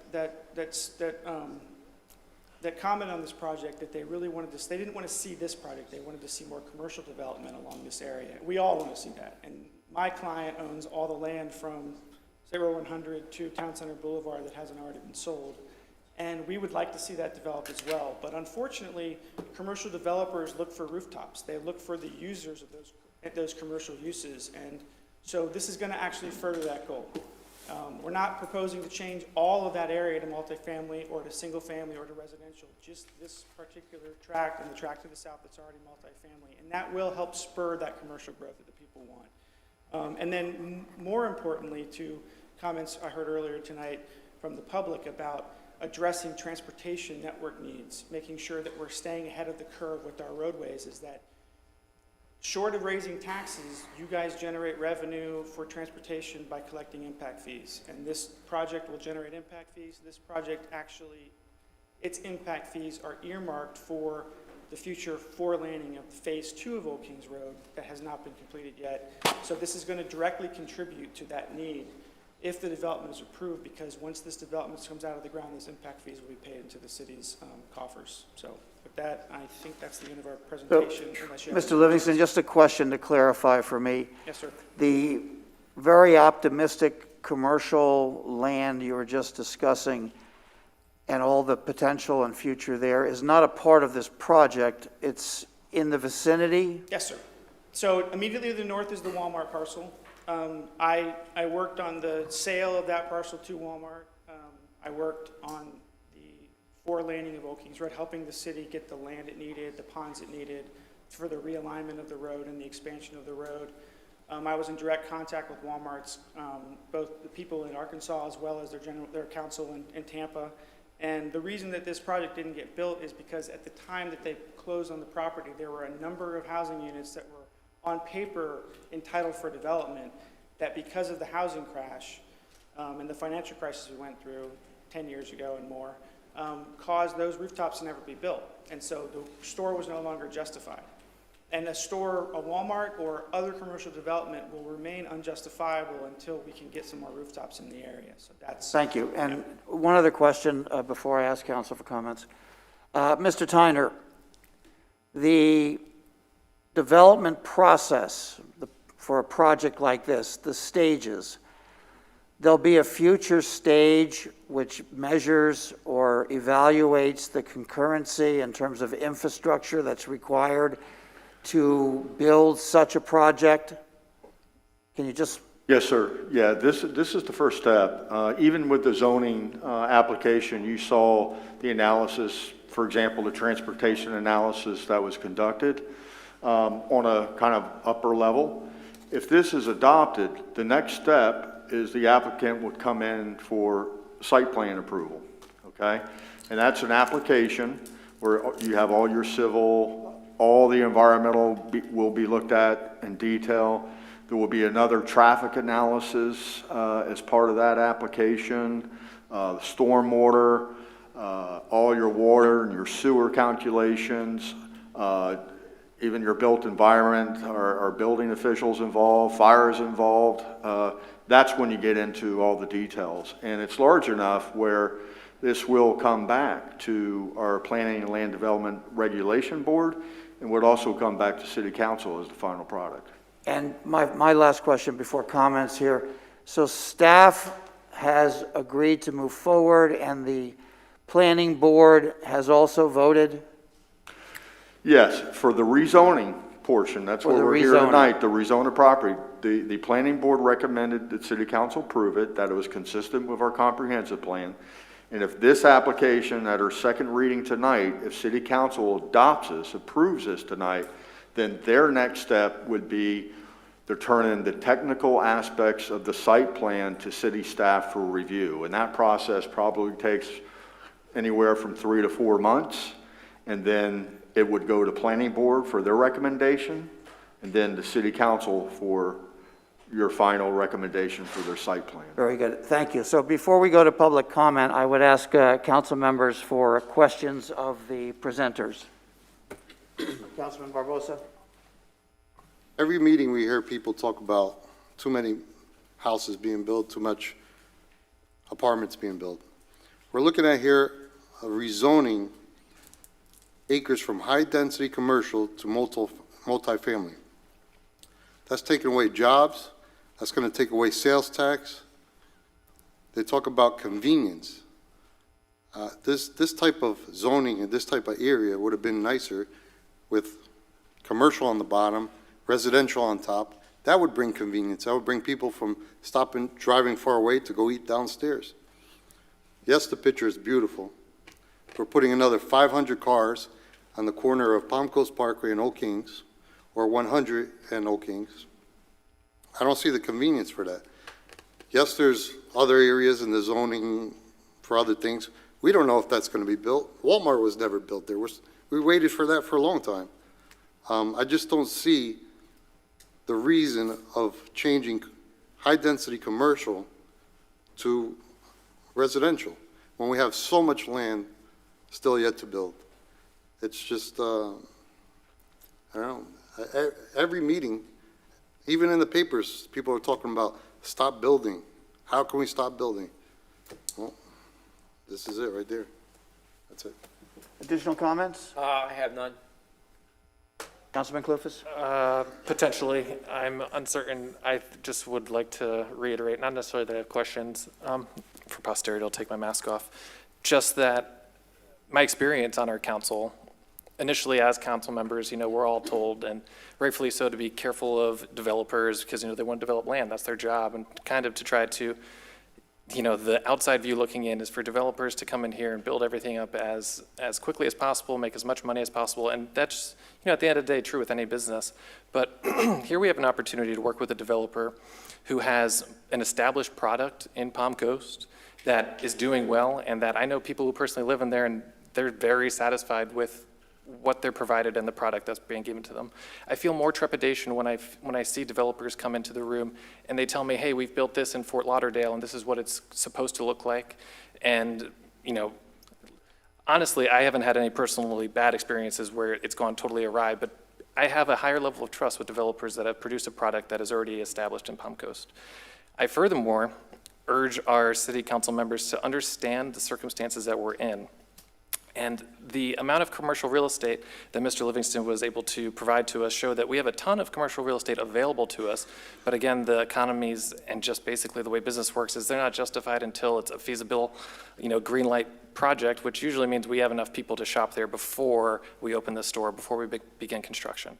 And I think it's very reasonable to just be aware that I don't think it's a coincidence that we have a stenographer here taking notes for our actions today, and that we're being told to look at our future land use map amendments 1.1.1.c very specifically, because the type of project that they're trying to put down in front of us is actually in conjunction with our future land use, and that if we're looking at the bigger picture, there are very few neighbors who could be impacted by this. And what I am told is I don't want development in my backyard.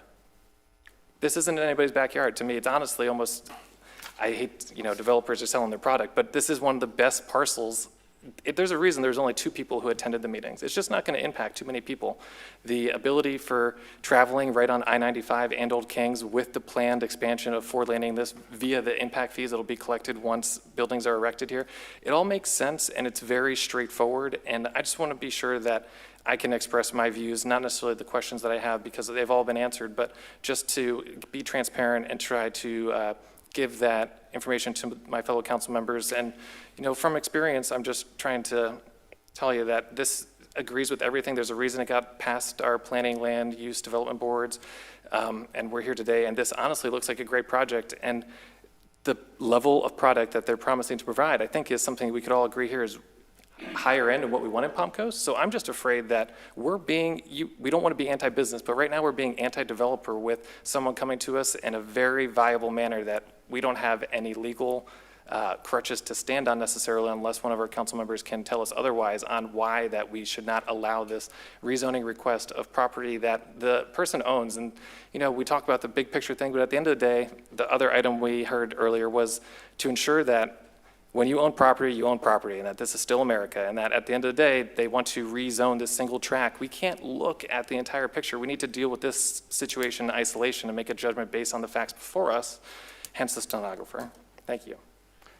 Councilman, Vice Mayor Branquinho, your comments, please? Yes, before I even say anything, I just want you to know that I understand that this project, it's high quality.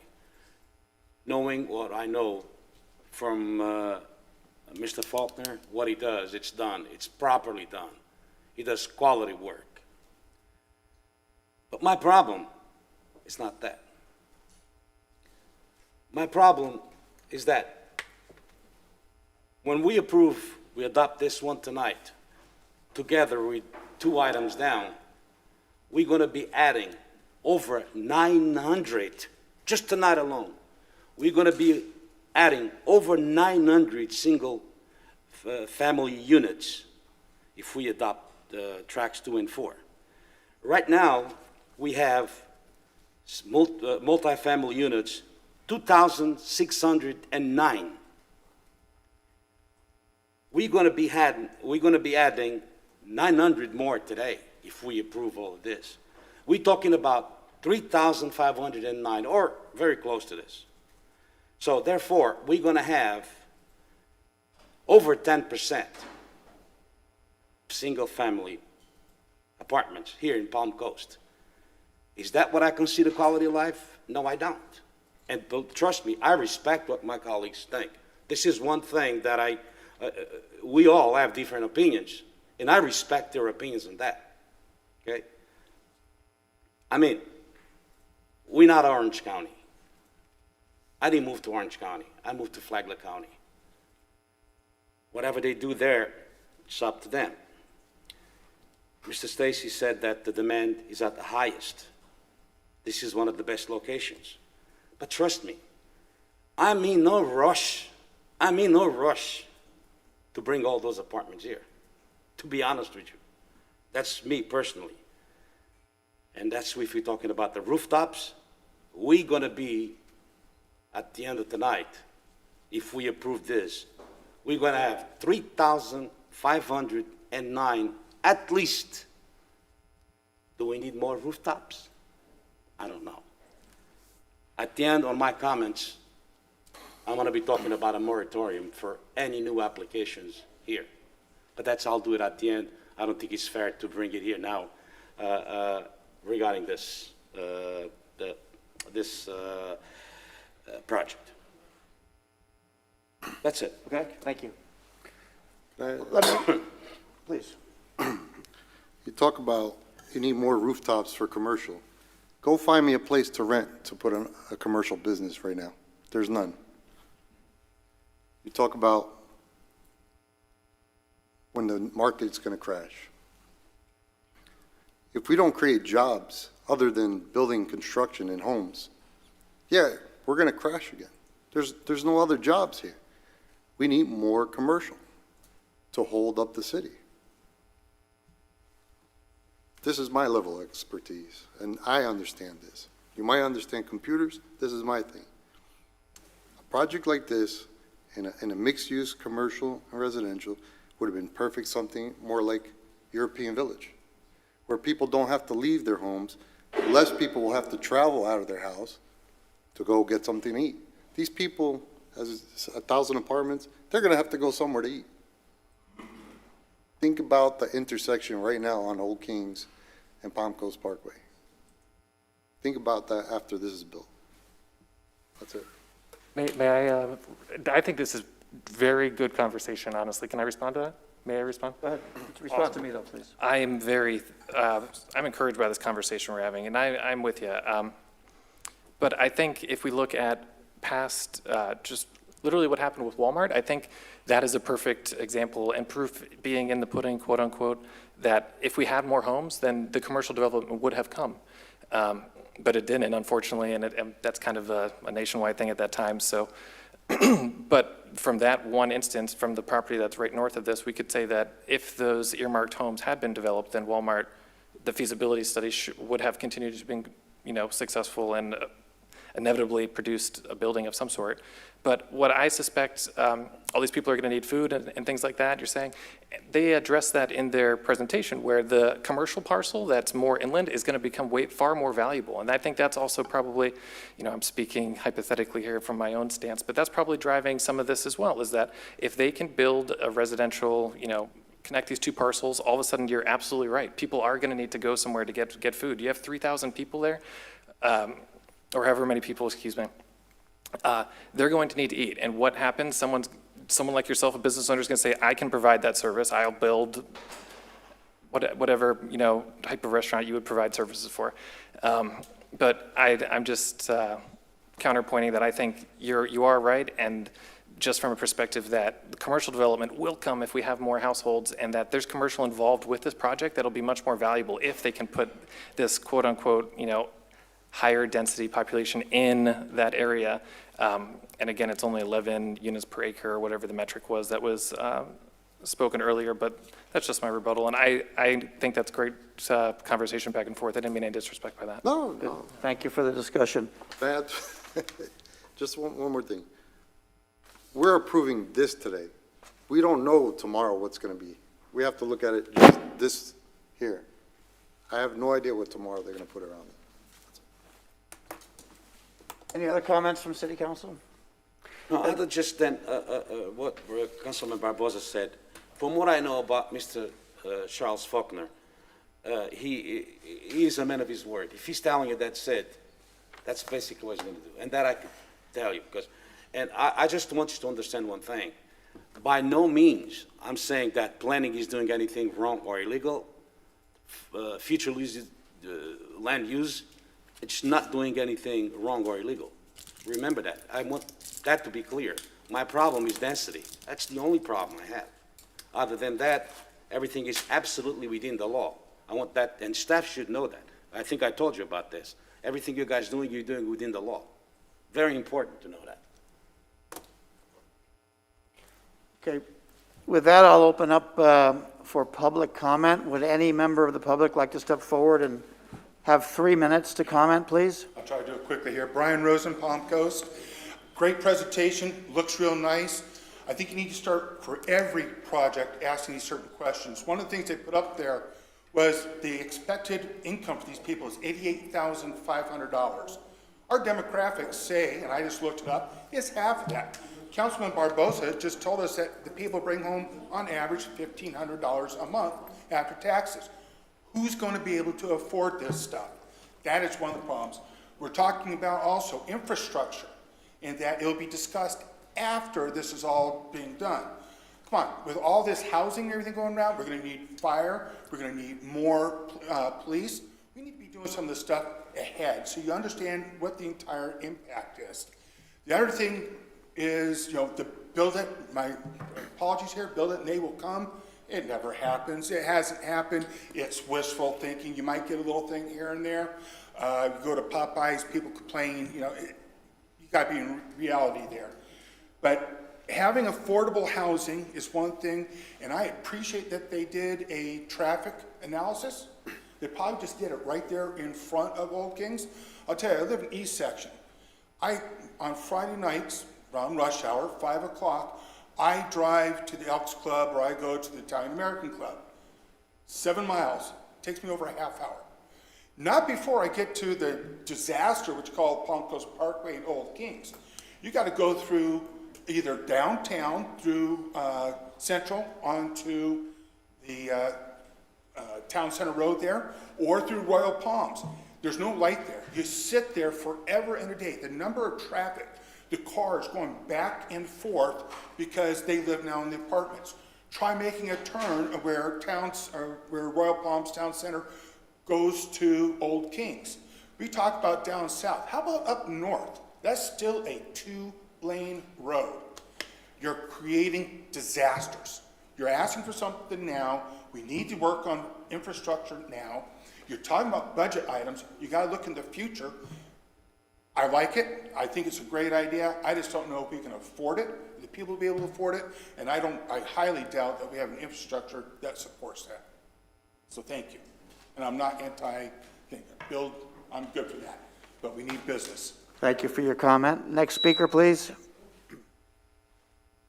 Paul Vargo, Colorado Drive again, and this is, I didn't expect this tonight in this conversation, but yes, it's a good presentation. I spent about 20 years in California and I saw all this, okay? Till you got to the point where you couldn't move, and that's why I'm here in Florida. I did not want to retire in California. Again, the infrastructure is important. You got the roads, you got the waterways. We can't forget about the waterways. That's going to be another, how many boats you want on the waterways, and you're going to need to police that a little bit more. And you're short there at this point, okay? We don't have enough at this point. On a personal level, I've got a family, mid-30s, and I'll say very well educated, and they can't find a house in Palm Coast. And we've been looking. We went to Woodlands, okay? You get there, 189, 199. The house goes on sale at 10 o'clock in the morning. By 2 o'clock in the afternoon, people are bidding $15,000, $20,000 over the asking price. You go look on Colorado Drive, November. A guy there buys a house for 400 some odd thousand, 459. He goes back to work up in Boston, so he's going to sell the house. You know what he got for it? $780. 6 months. You know why? Because there's no houses. And when I first came out here, there was 40, 50 houses in that area, okay, a C-section. And you can't touch a house there today. You got maybe 1 or 2 houses that go on the market at any one time. My son is tired of living, and so are all his friends, okay? And I'm putting this in a nutshell for you guys, and you got to understand it, okay? But they're tired of living in apartments, okay? They've been forced into that apartment life. They want a home. They want to get out and have something. But there's nothing affordable because there's not enough, and it's supply and demand, and everybody knows what supply and demand does. Again, the schools, you got enough room in the schools? I don't know, you know? I don't know. Excuse me. And again, and put together, you know, maybe we ought to look at more housing. That's all I'm saying. But yeah, jobs, that's another issue for this area with commercial for jobs. Because they can't afford what they have now. Thank you for your comment. Next speaker, please.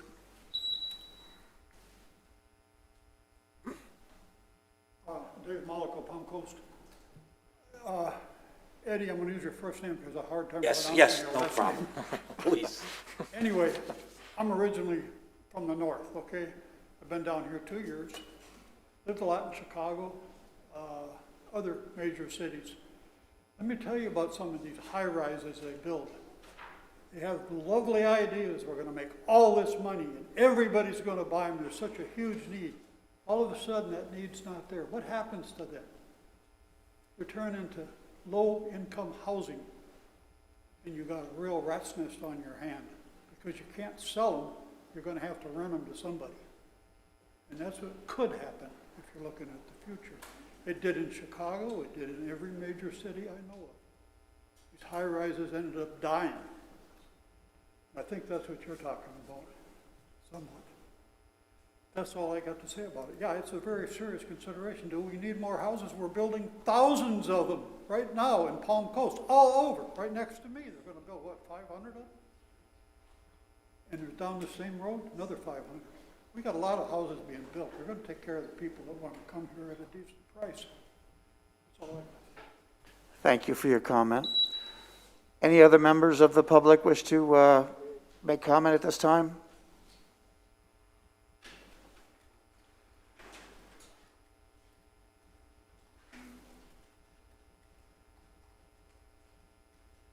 Good evening, Toby Tobin from Palm Coast.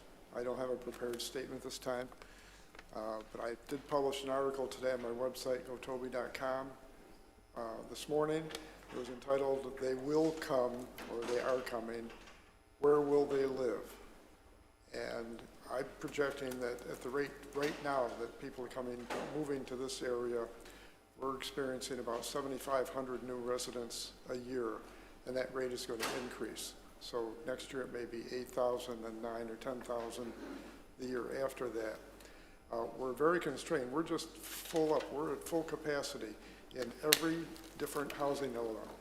We're full capacity on condominiums. We're full capacity on single-family homes. We're full capacity on apartments. The apartment community in Palm Coast and Flagler County in general is the only vacancies they have are frictional vacancies. It's when someone moves out, you may have to have 2 weeks where you replace the carpet or you paint, but it's booked again. And all you have to do is go on their websites and try to find out what's available, and nothing is available. The same thing is true with duplex rentals and single-family rentals, single-family purchases, condo rentals, condo purchases.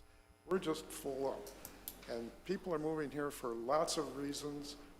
And these reasons are, I'm not going to go into the whole list of them, read the article. But these reasons are long-term and they're sustainable. So people are going to come here. It's a wave that has started, and it's not going to stop in my lifetime. And we just have to be prepared. And we're going to have to make sure these people have a place to live. There's the affordability issue. Ironically, a recent study I did, a lot of the new single-family residential product is actually our cheapest product on the market. The single-family, under-construction homes that are being sold through MLS by the builders are actually less expensive than the existing homes. And that was a real surprise to me. But this product, this is a beautiful project. And I can't imagine anybody being against it. We don't have enough multifamily. The original plan for the city was to have multifamily constituting essentially 50% of the housing stock. Right now, it's less than 10%. So we are way out of balance from the original IT&T plan. And, you know, it kills me when people say, well, when I moved here, the original IT plan was this or that. They don't know what the original ITT plan was. It included an awful lot more apartments than we have and a lot more condos. So I think we just need to be cognizant of that and get more in balance. And I support this project wholeheartedly. Thank you. Thank you for your comment. Any other members of the public wish to make comment at this time?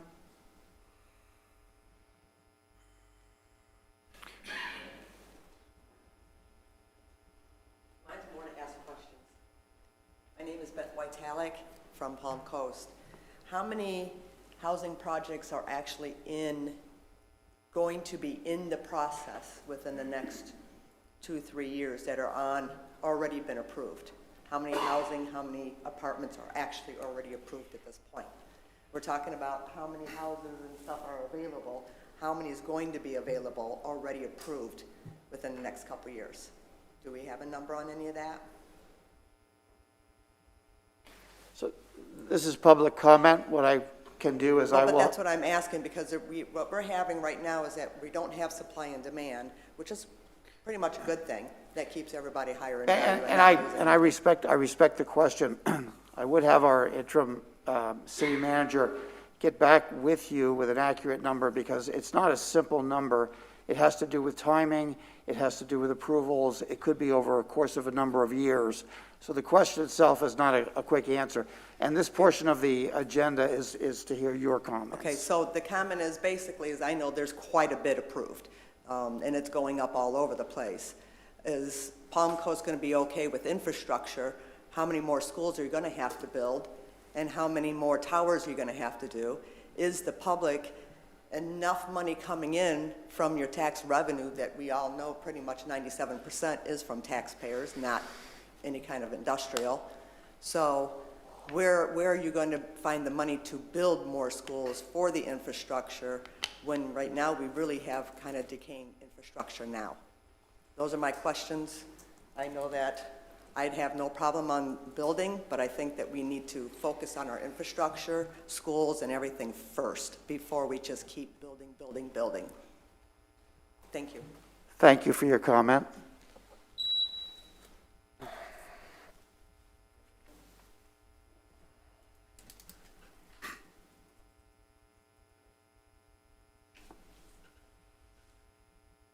Good evening. I found tonight's Please- presentation. please just identify I'm yourself sorry, for the record for us. Donna McGevna, Grand Haven. I found tonight's presentation interesting in that the first presentation, they really drove home the fact that the audience that they had canvassed, the median income of the retired population was 88.5. But in tonight's presentation, they said that the residents would include people that were employed, retired, the median income, they would be the population that would work at the hospital, healthcare providers, finance people. So now it seems as though the target audience for the new residents would be different levels of income. I thought that was interesting. No one on this board has asked them what the level of the rent would be for any of these units. So my concern is that if they cannot rent these units, would they be asking for a tax abatement? And that then would fall back on us as residents of Palm Coast if they cannot rent out these units. So that's a concern for me as well. It also concerns me that this really does abut a main thoroughfare. It abuts Route 100, which to me does speak that should be considered industrial and commercial more than a residential area. Whereas you do have an area right outside of Grand Haven that has a clear sign that says it's a commercial zoned area, I believe of 8.1 acres or something like that, that I believe has gone before the board prior to you, Mayor, that they tried to change over to residential, I think to make for condominiums or townhouses or something, that was rejected because they thought that Colbert Lane should have a commercial area, which there's no other commercial area on Colbert Lane, which made no sense to me. But that's not the point that's before us. The point is that I do agree with Mr. Barbarossa that we just keep thinking about changing industrial over to residential over and over. And a good balanced city is 67% residential, and then the rest is commercial. And I will share with you that as a lead on next door, there is a lot of complaints of people saying, what is happening with the town center? Everything that was supposed to be industrial of this beautiful town center is just turning over to residential, and we're not getting any commercial into it. And so that's my 11 seconds, and thank you for your time. Thank you for your comment. May I clarify? Have you spoken once already? Yes, I did. Just 10 seconds? Oh, I just want to say that, okay, I'm not against having more housing, okay? I am against the apartments, all right? The housing part of it is I think people want to own. They're tired of renting. And I'm telling you, a lot of the younger group in this area, all right? Okay. They all want to own their homes. All They right, don't thank you. wanna Thank you for your rent. comment. Any other members of the public? Please come forward at this time. Seeing none, I'll bring it back to City Council, so let's go in order, please. Comments? I have no comments. If this project, let's say it was, gets approved, all these people that live there are gonna have to come out in their cars. You know where they're gonna wind up? They're gonna wind up here in these seats, complaining about there's only one lane street to get there, and that it's packed. Lately, I drive on the street all the time, and I see for sale signs on every property that's there. We struggle to get this budget through. Is the city ready? Do we have the money to open lanes on this street? I don't think so. That's it. Councilman Clufus? Sure, absolutely. Just points of clarification, again, remove this for, first thing is, this is just a step in the process of rezoning. This isn't a site plan. The steps that would come after this would handle whether or not there's enough capacity in our waterway, of more thorough traffic analysis, whether the impact fees would be capable of fulfilling the level of service that is expected by the impact that these properties have on them. The city doesn't own a single school. We're not responsible for building schools. That's a separate governing body. But it is everything that goes into the forethought of site plans and the final approval. So this is just a step in the process. And really, we're looking in isolation at this single track that is right next to the same type of zoning without everything else around it. So when we're talking about this individual item, it's really unconsequential to talk about the impact that's going to have on any of these different bodies, although we have to be aware of it because there is a state level step that's going to come next that none of us will determine if it's going to have a viable impact on the waterways. We don't know that. We're council members. We're elected. To be fair, maybe some of us do, but we don't. The professionals at the state go through and all of these requirements are met and they make sure that they don't impact, the St. John's Water Management District manages every drop of water that comes out of the ground. I can assure you that they are very much concerned with every single time that a shovel goes into the ground here. I think that the $88,000 income was actually what they were receiving as applicants into their current project that's behind Tom Gibbs Chevrolet. So it wasn't a census population, data point. It was actually their evidence that they had of people who were trying to live into the complex that's already full. So $88,000 may seem like a lot, but in the world that we live in today with remote working opportunities, anyone who works in technology and works remotely is bringing in $100,000 a year. $88,000 for a household means, you have two individuals who are making $44,000 if you average it out. Some of these people who are moving to our city don't necessarily need the jobs that we're talking about because they bring those jobs with them. I have tons of friends who, well, I don't have tons of friends, but I have friends out in California who no longer can live out in California, and also Austin's getting really expensive, and you know where they want to live? Somewhere nice, and an ocean when you lived in the middle of Texas is pretty alluring. So moving people here who have the capacity to pay these level of rent, and it sounds like they've identified that, hey, Palm Coast is pretty awesome, because I know many technologists who move here. Again, it's anecdotal because I'm the one encouraging them to.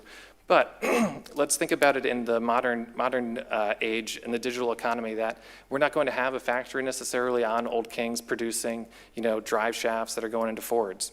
It's just a different world that we live in today, and a lot of the people that we're trying to attract are actually bringing the jobs with them. And that's what I just want to make sure that we're all aware of, and that, that $88,000 is not an unrealistic number to think that a median household applicant would be able to apply for. Those are my comments, and it's just clarification so that the people who are here today, and I thank you for being here, it's just this is the first step in a process that this very well may not be approved on a site plan because it infringes on. We don't have enough capacity in the schools. I don't have children. I don't necessarily know the numbers off the statistics of our capacity. I know some of the numbers, but I'm not even going to guesstimate on them. Just that this isn't all-encompassing, and this is a very small microcosm of the process, and there is a lot more checks and balances that occur after this rezoning process is approved or denied. Vice Mayor Branchino, comments? All right. Mr. Tobin, you're a sweet person. I really like you. The times we spoke, and by the way, I declared here that I spoke to him regarding the matter the last time. I haven't since spoken to you. You wrote an article today, according to you, saying that they're coming. Yeah, they're coming, no doubt about it. But we have the power to say how fast. And I am absolutely no rush, and I'll be blunt about it. I'm absolute no rush to let it grow that fast. I love the way Palm Coast was. I still love it. But I guarantee you, let's hope that we don't have to go to a survey regarding multifamily homes. Because if we do, we're probably going to have a big problem.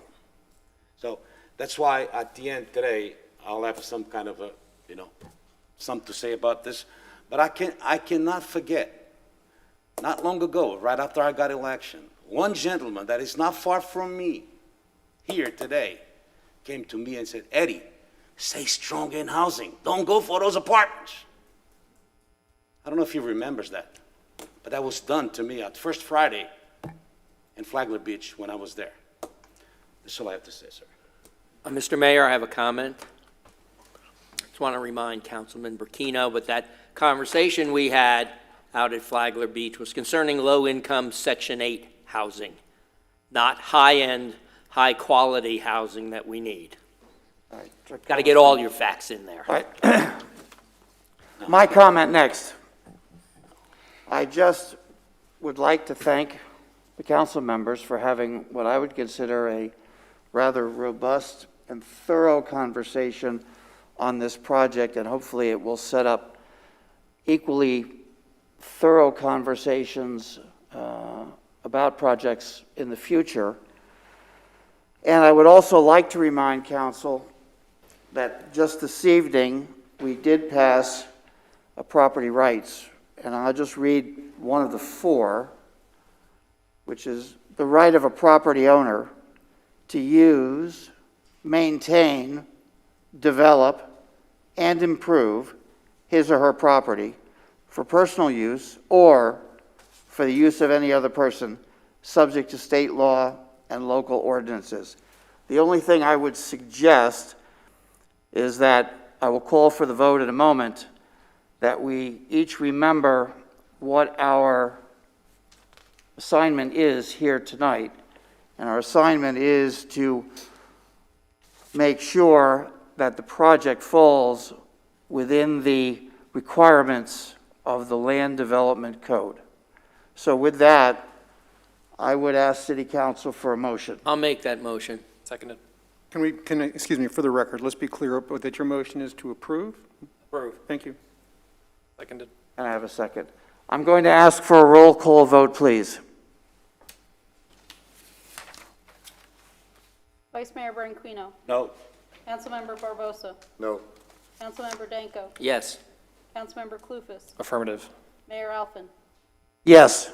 Motion passes 3-2.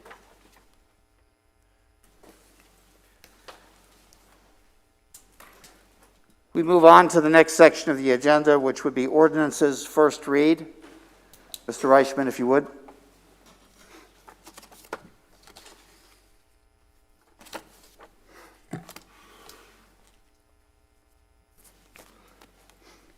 Mayor, Council, this is a rezoning as well, and it's quasi-judicial. This is the first reading of this quasi-judicial matter. It's an ordinance of the City Council of the City of Palm Coast, Florida, providing for the amendment of the official zoning map established in Section 2.06 of the City of Palm Coast Unified Land Development Code, amending the official zoning map for 52.4 acres, more or less, of certain real property described as tax parcel ID number 2111-3140-0103-040 is located on the east side of Old Kings Road, about 1.5 miles south of Palm Coast Parkway, more particularly described in the attached Exhibit A. Okay, we're rezoning the from the General Office, or OFC 2 zoning district, to the High-Intensity Commercial COM 3 Preservation, PRS, and Public Semi-Public, PSP, zoning districts, providing for conflicts, providing for severability, and providing for an effective date. Again, quasi-judicial, this is the first read. If there have been any ex-parte communications regarding this agenda item, those need to be disclosed at this time, gentlemen. None. And none for me? Mr. Branquinho? No. Okay, sorry. none. Is there a presentation? Yes, Mayor, thank you. Ray Tyner, Community Development. Mr. Bill Hoover will have the staff presentation details, followed by the applicant who also wants to do a presentation. Secret Gardens is about 52 acres and located on the east side of Old Kings Road. It's about 1.5 miles south of Palm Coast Parkway. The property owner, Steve Hyman of Coastal Collections LLC of Palm Coast, wants to rezone this property from general office, also known as Office 2, to high-intensity commercial, or COM3, for the uplands area along Old Kings Road, and then preservation, or PRS, for the central wetlands area. And then on the east side, there's a narrow strip of maybe 3 or 4 acres that they would like to rezone to public, semi-public, and that's next to the city's reclaimed water spray fields. And you can sort of see that just east of the site. This is our future land use map. You can see the site has 3 designations: mixed use in red, conservation down the middle. That's the part that's part of Graham Swamp, and it would not be developed. And then you can see a little bit of institutional uses on the east side, and that's where it would go to public, semi-public. The existing zoning map is shown on the left. You can see the Office 2. On the right is what's proposed, so that would match what's across the street. The applicant actually owns the property to the south, north of the, you can see that little blue roadway going back in there to the city spray fields. So the Office 2 area north of that is owned by the applicant, so this wouldn't have any impact on him, at least in his opinion. These are our 5 review criteria for each project. A, must not be in conflict with the public interest. The COM3 is an allowed zoning district in the mixed-use area on the future land use map, and in staff's opinion will be compatible with other uses on neighboring lands. The project does meet 3 goals, policies, or objectives of the comprehensive plan, and will meet the Land Development Code as it goes forward through any permitting. C, must not impose a significant liability or hardship on the city. Public facilities such as water and sewer are available to serve the site. D, must not create an unreasonable hazard or nuisance, and the proposed rezoning is compatible with the neighborhood. It's basically located in an area of primarily medium to high intensity non-residential zoning districts and uses. And then on the center of the site and to the north, we have preserved lands. The project would need to meet all city, local, county, state, which would include permitting through the Water Management District, as well as federal requirements. The applicants notified neighbors within 300 feet on July 24th of a neighborhood meeting that was held on August 4th at the Hilton Garden Inn. No one from the public attended, only the applicant and staff.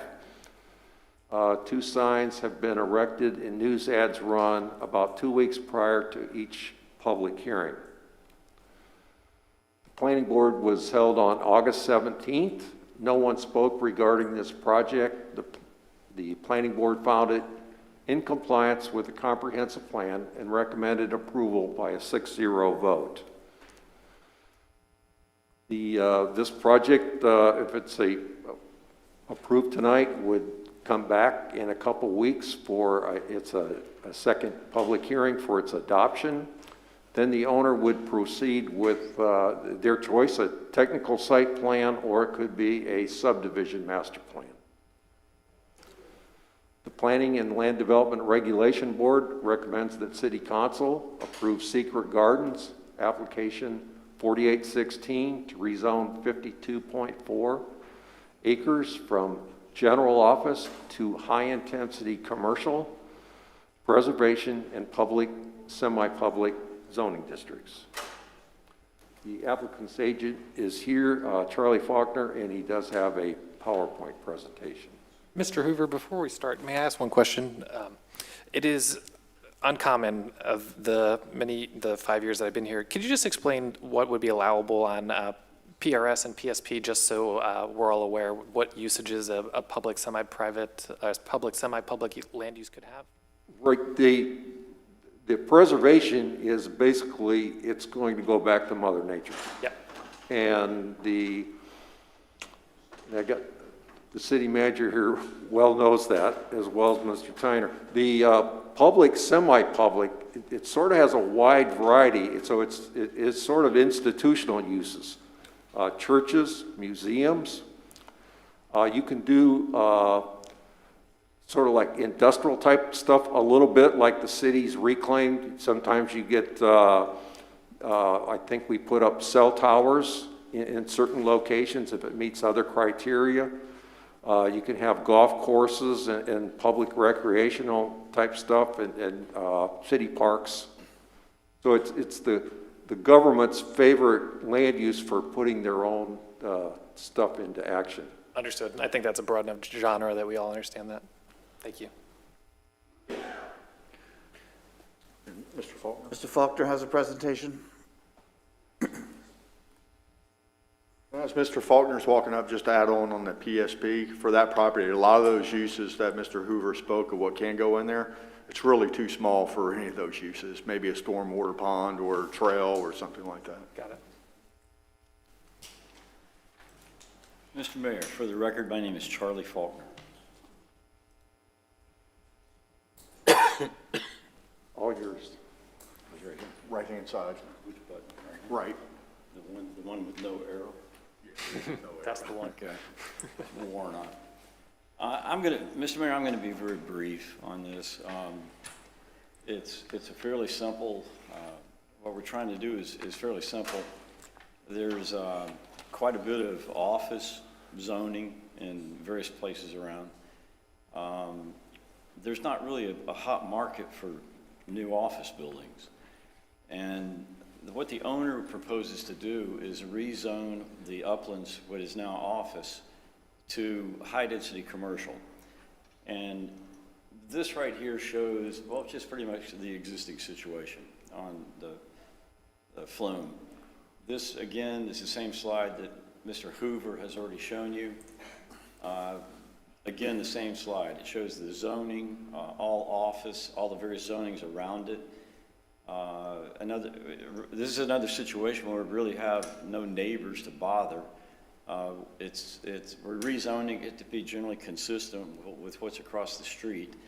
We are leaving a little bit of office as is on the south to buffer whatever comes into the south. Excuse me. Of us. Excuse me. Mr. Faulkner, I'm sorry. Councilman Burrows has a question. Yes. Do you have any idea what they're planning to put in there? Yeah, I do. That's the next one. This is a really bad photo taken on a really cloudy day. This is down in Port Orange, and it's Key West type architecture. I didn't take this photo, but this photo does not do the project justice.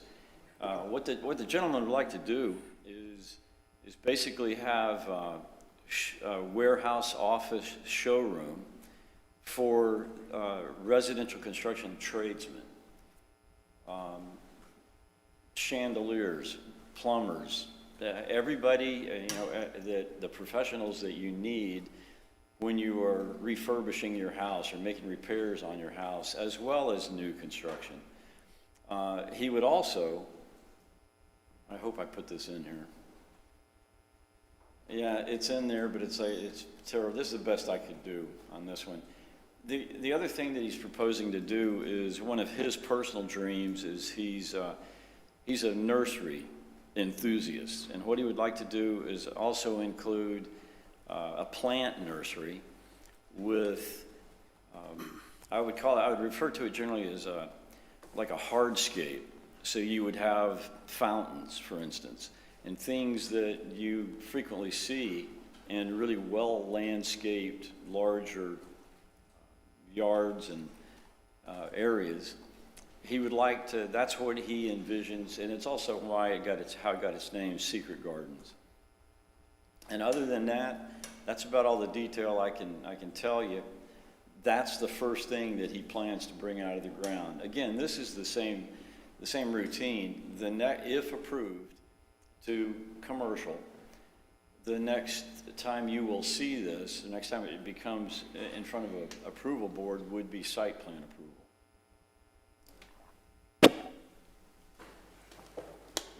I have a question for the city staff. That, our property that's there behind it, is there any odors or anything come out of this?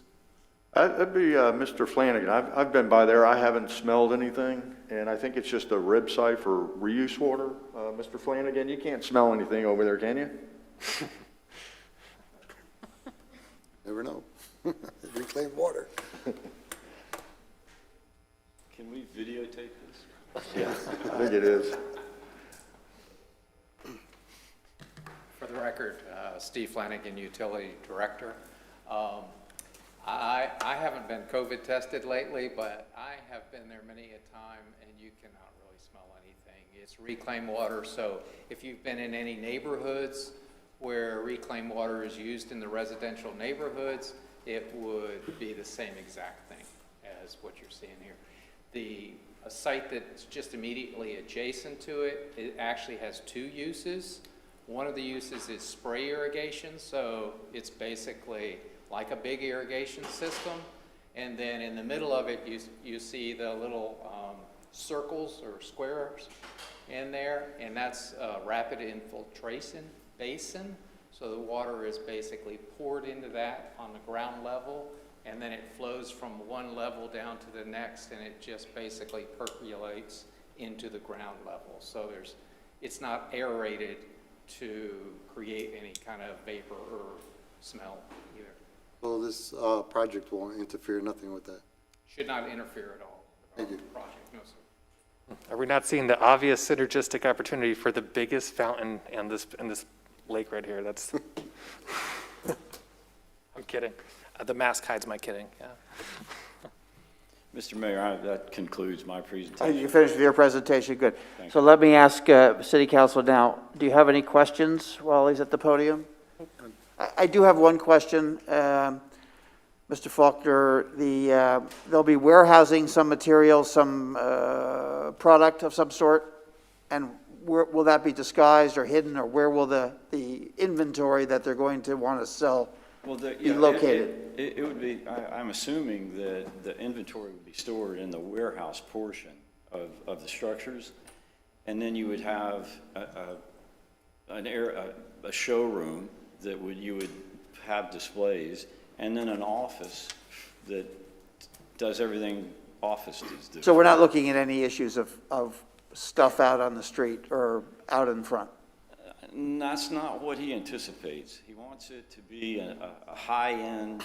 Which would clearly be a violation of our codes. Exactly. Your land development code will make sure it's not an eyesore. Very good, very good. Okay, if there are no other questions from... Contrary to the other project, I'm 100% in favor of this. Thank you, sir. 100%. Thank you. Very good. So let's open this up to, thank you, Mr. Faulkner, to public comment at this time. Would any members of the public like to step forward and comment on this project? This ordinance, I guess. Seeing none, I will close public comment. Back to the council. Any last questions, comments from anyone? Make a motion to approve. Okay, I'll second it then. I have a motion, Mr. Barbosa, that's a motion for approval. Second it. Second, I'll do a roll call vote, please. Vice Mayor Branquinho? Yes. Councilmember Barbosa? Yes. Councilmember Danko? Yes. Councilmember Clufus? Affirmative. Mayor Alpin? Yes. Motion passes 5-0. Next item on the agenda, Mr. Reichman, if you would. Mr. Mayor, Council, this is another quasi-judicial matter, and it's first reading of an ordinance, and the title of which is an ordinance of the City Council of the City of Palm Coast, Florida, providing for the amendment of the official zoning map as established in Section 2.06 of the City of Palm Coast Unified Land Development Code, amending the official zoning map for 71.74 acres, more or less, of certain real property described as text parcel ID number 3112315371500020. Here we go, 3112315371500030, and 3112315371500041. This property is located on the north side of the intersection between U.S. Highway 1 and Seminole Woods Boulevard, and more particularly described in the attached Exhibit A. It's being zoned from the Master Plan Development, or MPD, and General Commercial COM2 zoning districts, 2, multifamily residential 2, MFR2, and high-intensity commercial, or COM3 zoning districts, providing for conflict severability and providing for an effective date. Again, council, this is first reading of a quasi-judicial matter, so if you've had any ex-parte communications about this agenda item, those need to be disclosed at this time. I do. Oh, let me go down the line. I believe I received an email, I think we all received an email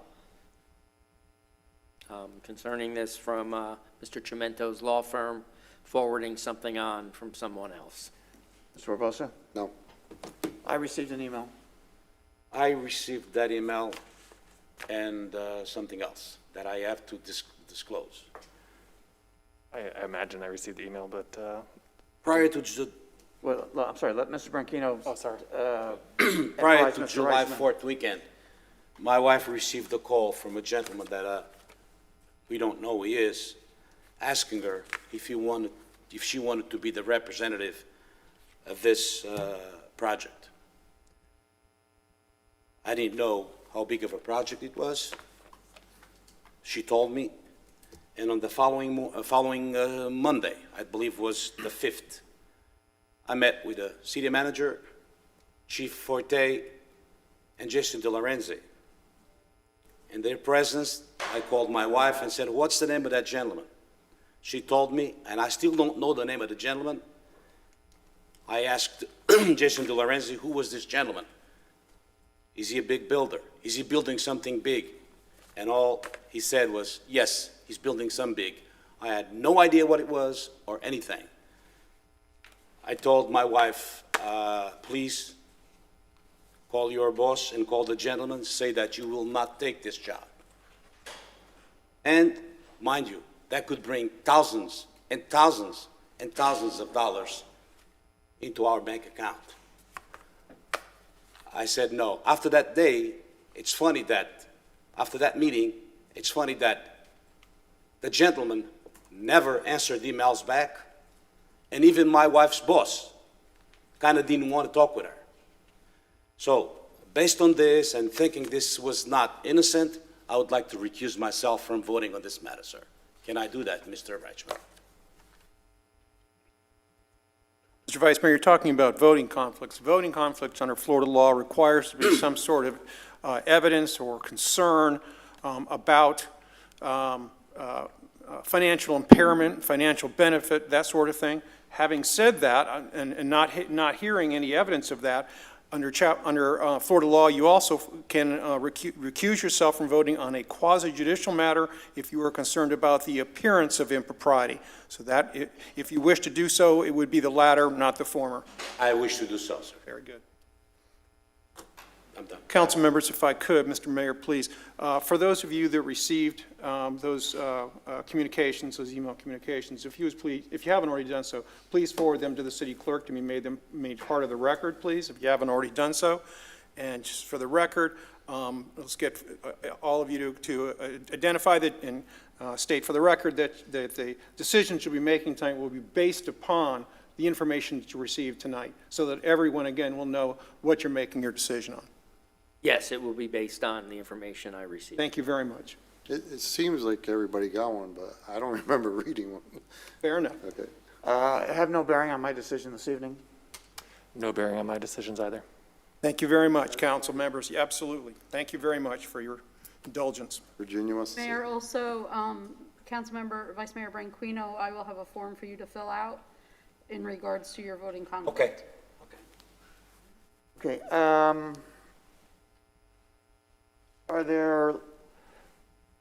is there a presentation? Yes, sir. We have a presentation followed by a presentation from the applicant as well, Please. sir. Bill Hoover from the Community Development Department. Seminole Point is just under 72 acres. It's located on the north side of the intersection between US 1 and Seminole Woods Boulevard.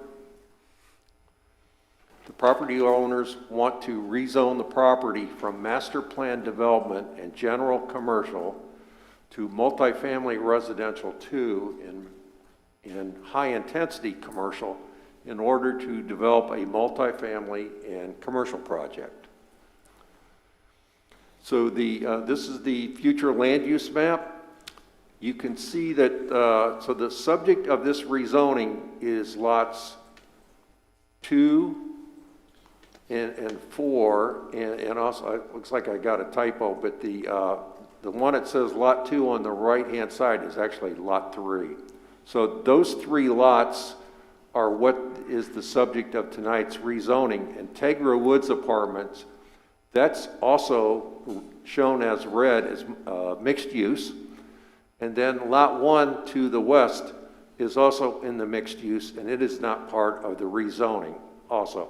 To the north, that's a Flagler County conservation shown in the medium green color. And then to the northeast in yellow is Flagler County residential low density. To the east of Seminole Woods Boulevard of the site, those are city designations again, the residential in yellow and then green belt in the darker green. And to the west, we got a couple more Flagler County designations in light green. It's Flagler County Ag and Timber, and then Flagler County Industrial in the purple color. So the existing zoning is master plan development, and you can see in COM2 or general commercial, which is in the red. On the right is what's proposed. So you would have 3 parcels there rezoned to multifamily residential 2, and then the commercial is being modified to high-intensity commercial and located along US 1 rather than along Seminole Woods Boulevard. The Land Development Code requires that properties that are zoned MPD, that after a certain period of time, if they expire, and a lot of times that's 5 years. In this case, the master plan development in the development agreement, it said 7 years. So this has expired, and we have and it goes back to the old zoning. So if this rezoning was denied, the screen on the left would show the old zoning back in 2011. And at if this is approved tonight, at the adoption hearing, we have a resolution that the city attorney has reviewed, and it would dissolve the MPD. So anyway, I wanted to show you. So really, if we look at this, you can see on the left, if it's denied, that's what we will have. If it was approved, we would have the screen on the right. These are the 5 review criteria that we're getting to look at quite a bit tonight. Both the MFR2 and the COM3 are allowed zoning districts in the mixed use area on the future land use map, and in staff's opinion, they would be compatible with other uses allowed on neighboring lands. B, must be consistent with both the comprehensive plan and the land development code. The project does meet 3 goals, policies, or objectives of the comprehensive plan. If it was approved and goes to permitting, it would be required to meet the land development code. C, must not impose a significant liability or hardship on the city. Public facilities such as water and sewer are available to serve the site, and both of the roadways out in front do have sufficient capacity to handle the project's traffic. D, must not create an unreasonable hazard or nuisance. The rezoning, in staff's opinion, would be compatible with the overall neighborhood as it's located within an area of medium and medium-high intensity uses and also preservation lands to the north. And the project's multifamily residential uses would provide demand for future commercial uses located in the COM3 area as well as other areas that have commercial. And then if it was approved again, it would need to meet city, county, state, and federal development standards. The project, we did have a neighborhood meeting on this. 7 neighbors did attend. It was on August 2nd, as well as the developers team and 2 city staff members. 2 signs were erected, 1 on each road, and news ads were on prior to each public hearing. The planning board was held on August 17th. No one spoke regarding this project. The planning board found it in compliance with the comprehensive plan and recommended approval by a 7-0 vote. If this is approved, it would come back, I believe, in 2 weeks for the adoption hearing. And based on just the residential portion, if this is approved, they have shown a multifamily site layout, so that's over 100 homes, so that would be a Tier 3 master site plan or a Tier 3 technical site plan. It's the applicant's choice. The master site plan is has less engineering on it, so it has a site plan and parking and buildings and things like that, but it doesn't have all the underground utilities designed. And so it lets them run that through a little bit quicker, and they still have to do a technical site plan with all the engineering, but they would do that after it came to city council, and then it would just be done totally administratively by city staff. The Planning and Land Development Regulation Board recommends that City Council approve Seminole Point application 4820 to rezone 71.74 acres from master plan development and general commercial to the multifamily residential 2 and high intensity commercial zoning districts. The applicant's agent, Mr. Cimento, has a PowerPoint presentation.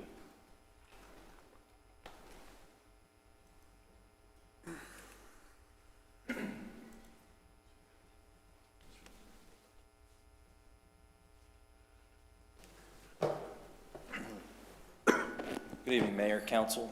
Michael Cimento for the applicant. Appreciate your staff for walking through this application. Let's start with the end in mind, and so if you'll bear with me. This is we kind of jokingly say it's not really a rezoning, it's a reconfiguration. And the reason we say that is the zoning is already there to accommodate the project. But in order to accommodate the project, we have to reconfigure the zoning locations on the property. And so we kind of suggest that at the end result will end up being the same as we have today. But again, we start with the end in mind, and what is this? This really isn't a multifamily project in the traditional sense of 3 or 4 stories. This is really something that we already have in Palm Coast that I draw your attention to. And those are projects like Lake Forest on Old Kings Road, if you're familiar with that. Kings Colony, Lake Forest is on Clubhouse Drive and Palm Coast Parkway. Kings Colony is there on Old Kings Road. Bridgehaven, which is the development, it's a multifamily project at the bottom of the bridge at Old Kings, or at State Road 100. Arbor Trace is a project we did years ago, and that's the project behind Palm Coast Publix Island Walk. So when we say multifamily, that's just the zoning classification. What we call it internally is attached single family. It's all single story. It's not multifamily in the traditional sense. And this is the type of product that is being requested to be built on the property. So again, it's not really multifamily, it's attached single family, and again, consistent with other types of residential stock that you all are familiar with. So we'll go back to the beginning. This project has been around on the books under the old zoning since the beginning of time of Palm Coast, when it had the COM3 and commercial and multifamily projects. As your staff pointed out, Lot 2, which is the pink one in the middle, that presently is Commercial 3. Lot 3, which is the red one down to the bottom right, is Commercial 2. And then the gray area is presently multifamily.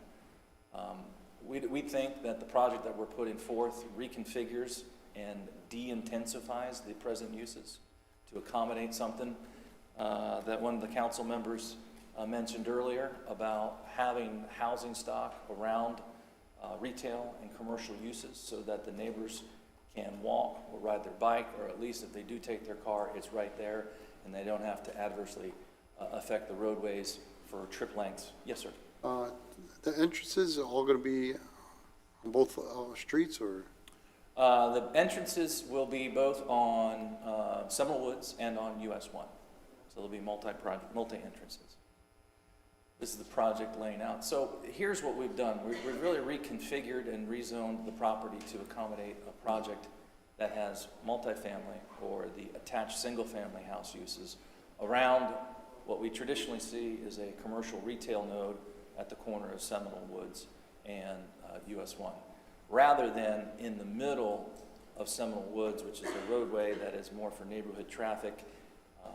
In my opinion, and I think in Sans Lasser, our traffic engineer who's here tonight causes significant roadway compliance issues. Yes, sir. This project is what I think is a perfect project. They're putting a high density on a highway, so it's not bringing no traffic into the residential. A couple weeks ago, we had a project that went from high density apartments where it should be on the highway to residential homes. This is perfect because it's not going to bring no hardship, no traffic, and if there is traffic, that's going to be the state that's going to have to pay to open this up, not us. Well, and also remind you, the developer, when they actually go in, they'll have to put turn lanes, so it'll be the state and the developer that'll have to meet those requirements. So, this is, for your edification, the current zoning is on the left. This is presently what's allowed on the property. COM3 has some uses that are more than, obviously, COM2. It's kind of simple to understand, but COM3 allows for uses like drinking establishments with outdoor entertainment, fast food restaurants, laboratories, sports arenas, bail bonding, automotive parts, building supply, tattoo, tarot card, psychic, palm readings. I'm reading from your code. That's what the COM3 of, no one's going to build 375,000 square feet of that. But just to give you an idea of what is permitted on the site now, we're proposing to downzone the property, as you can see on lots 2 and 3. We're moving the commercial from interior out to the road, and we're putting the attached single family, although it's zoned multifamily, on the interior and adjacent to the existing apartment complex. So really what you'll see is the apartment complex of 300 and something units at 3 stories. Our project, which will be 174 units in the first phase, 178 at 1 story, and then the commercial on the road there. So Sans Lasseter, he's here tonight to answer any traffic questions or concerns that you may have. Sans has done a lot of work with the city and for the city. Has concluded that the difference between the proposed, the existing and the proposed is nothing. It's a less traffic on the road, even at its theoretical maximum build out. Yes, sir. People are going to ask me this. Certainly. Is this for rent or is it for sale? Could be both. The ultimate decision has not been made. There's discussions about being for rent and for sale, and the product could be a mix of both. We have to, when we go through this process, we have to look at bugs and bunnies, as we call it, environmental. And so we had a study done on the property, an environmental study, and as you can see, it has 0.37 acres of wetlands. In the first phase, no wetlands will be impacted, and it has no protected flora or fauna species as anticipated. And the cultural resources, which is historic resources, things like that, there are none on this property. So it has no environmental impacts on the property. And archaeological, one of the things we have to do is do an archaeological assessment, and again, none were found on this property. So the traffic has been lowered, the environmental is minimal, if any at all, and no archaeological impacts. So as you can see, this is what we have as a phase 1 site plan. We have submitted a conceptual master plan. That's the next step in your process where it goes from zoning, conceptual master plan, which is a 2D, and then obviously final plat or site plan, which is the construction drawings, as they indicated. That's all the engineering that goes on. That's been submitted. That'll probably come to you. We're hoping October, November, if we can hit our deadlines. But that site plan, this phase 1, and this is just the first round of what we presented to the city. In fact, what we have in there now has a lot more detail. It has plantings, it has driveway widths. We've already met with the city's 2RX. So you can see where we're doing. We're moving the commercial from the middle, which is the dashed square on Seminole Woods, and we're pushing it out to US 1. And eventually all those people in phase 1 and phase 2 will be to the left, as well as the existing apartment complex will all be able to minimize their trip lengths and impacts to the roadway systems of Palm Coast and do their daily shopping at that plaza. This is an example of what we're proposing to build. This will be in front of you again in October, November. It is a attached single-family concept, much like the ones I noted to you before that are already in Palm Coast. They are single-story. They are 2-car garages. You can see what this looks like. This is a rendering. Obviously, the landscape will need to comply with Palm Coast, so there will be hardwood trees in the rights-of-ways, roads, utilities will all be put in by the developer. To the best of our knowledge, we'll get to the next level of engineering in subsequent phases where turn lanes will be analyzed and be installed if necessary.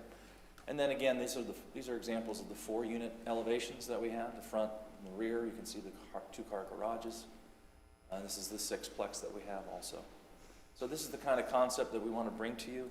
Again, reconfiguring, starting with the end in mind, reconfiguring the zoning, theoretically downzoning the allowable density intensity, and starting with the end in mind with the product that we think has a great need for our community, whether it is rent or to own. So with that, again, we have our engineer here to answer any questions that you have. We have our traffic engineer to answer any traffic issues we have, and staff and I can answer anything that may not be available, or we can come back at second reading if we can't answer it today. Thank you. So let's start with questions from City Council based on the presentation, please.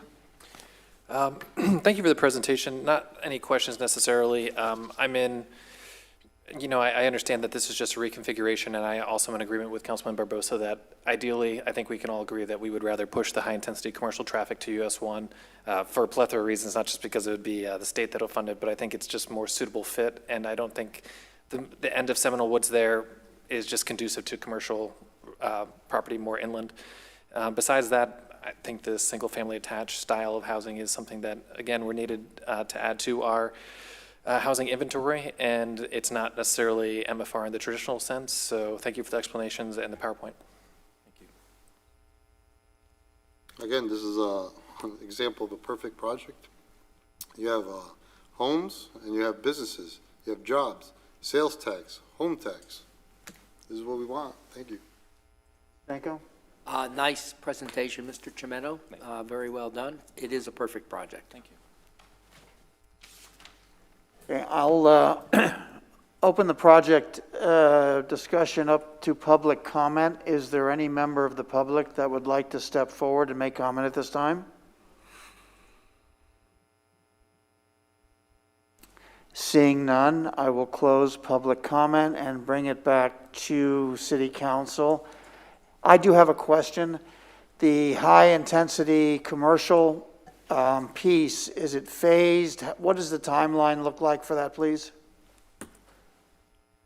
It is undetermined at this moment. Okay. Obviously, it'll be dictated by market conditions as was said in some earlier, the more people there are in that area, the more likely it will be that the commercial will come out of the ground. So I guess my question where I'm going with it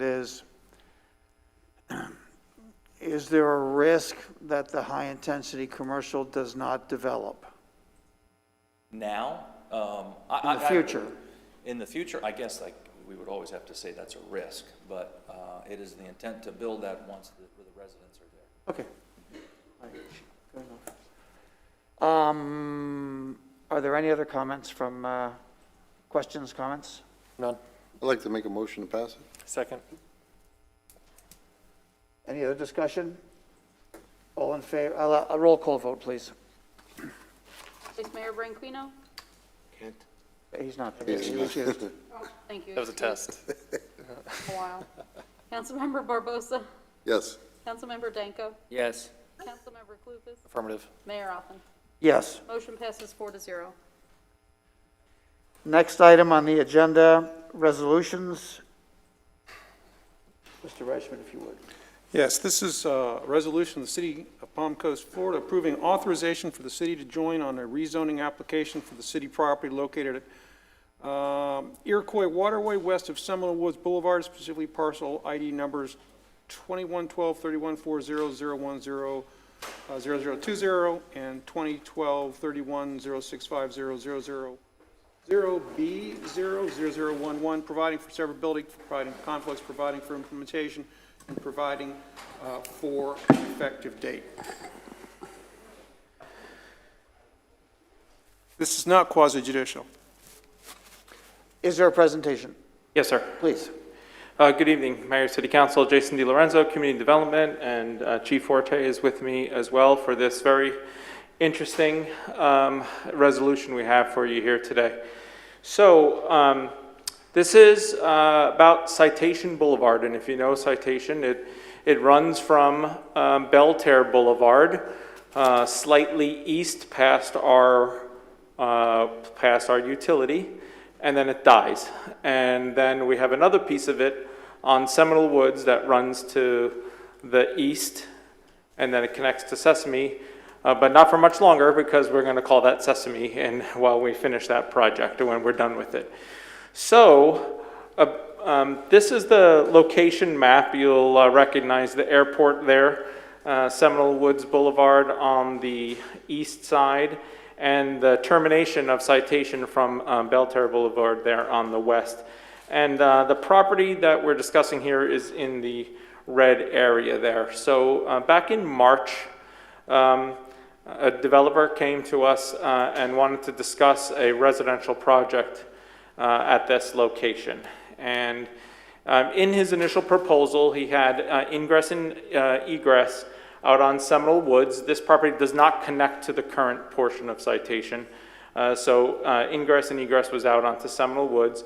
And after that initial meeting, staff and I discussed this project and said, you know what, let's see if the developer will meet with us again so we can propose something different. And that would be an east-west connector of Citation, the completion of Citation from Seminole Woods Boulevard to Belterre Boulevard, which is contemplated in the comp plan. And so he was willing to have that meeting. We discussed it with him. At first he was a little weary, but we kept on working with him. And we think that this connection has significant benefits to the city, and we're going to go through that today. And I think I'll just start with what we're asking here is for us to be a joint application with this developer on an MPD, a rezoning to an MPD. It's currently zoned 203 acres are single family and 26 acres, almost 27 acres are commercial. So that would facilitate the reorganization of the ownership of the properties. That's right. There's sake of the project. Correct, Mayor. The city owns some property. We need to get Citation to work, we're going to need to do right-of-way acquisition, including lands for stormwater management as part of the road, and then all the other agreements that are going to have to come together to make this work. So the subject property, again in red, here's a little bit closer bit, and you'll see that green box there. That is city property already in inventory and in his plan for a future fire station. You'll remember last year, the fire department provided you with their fire station location study, and that indicated that we were going to need 2 stations south of 100, one on Belterre Boulevard and one on Seminole Woods, to meet our city council priority of a service area.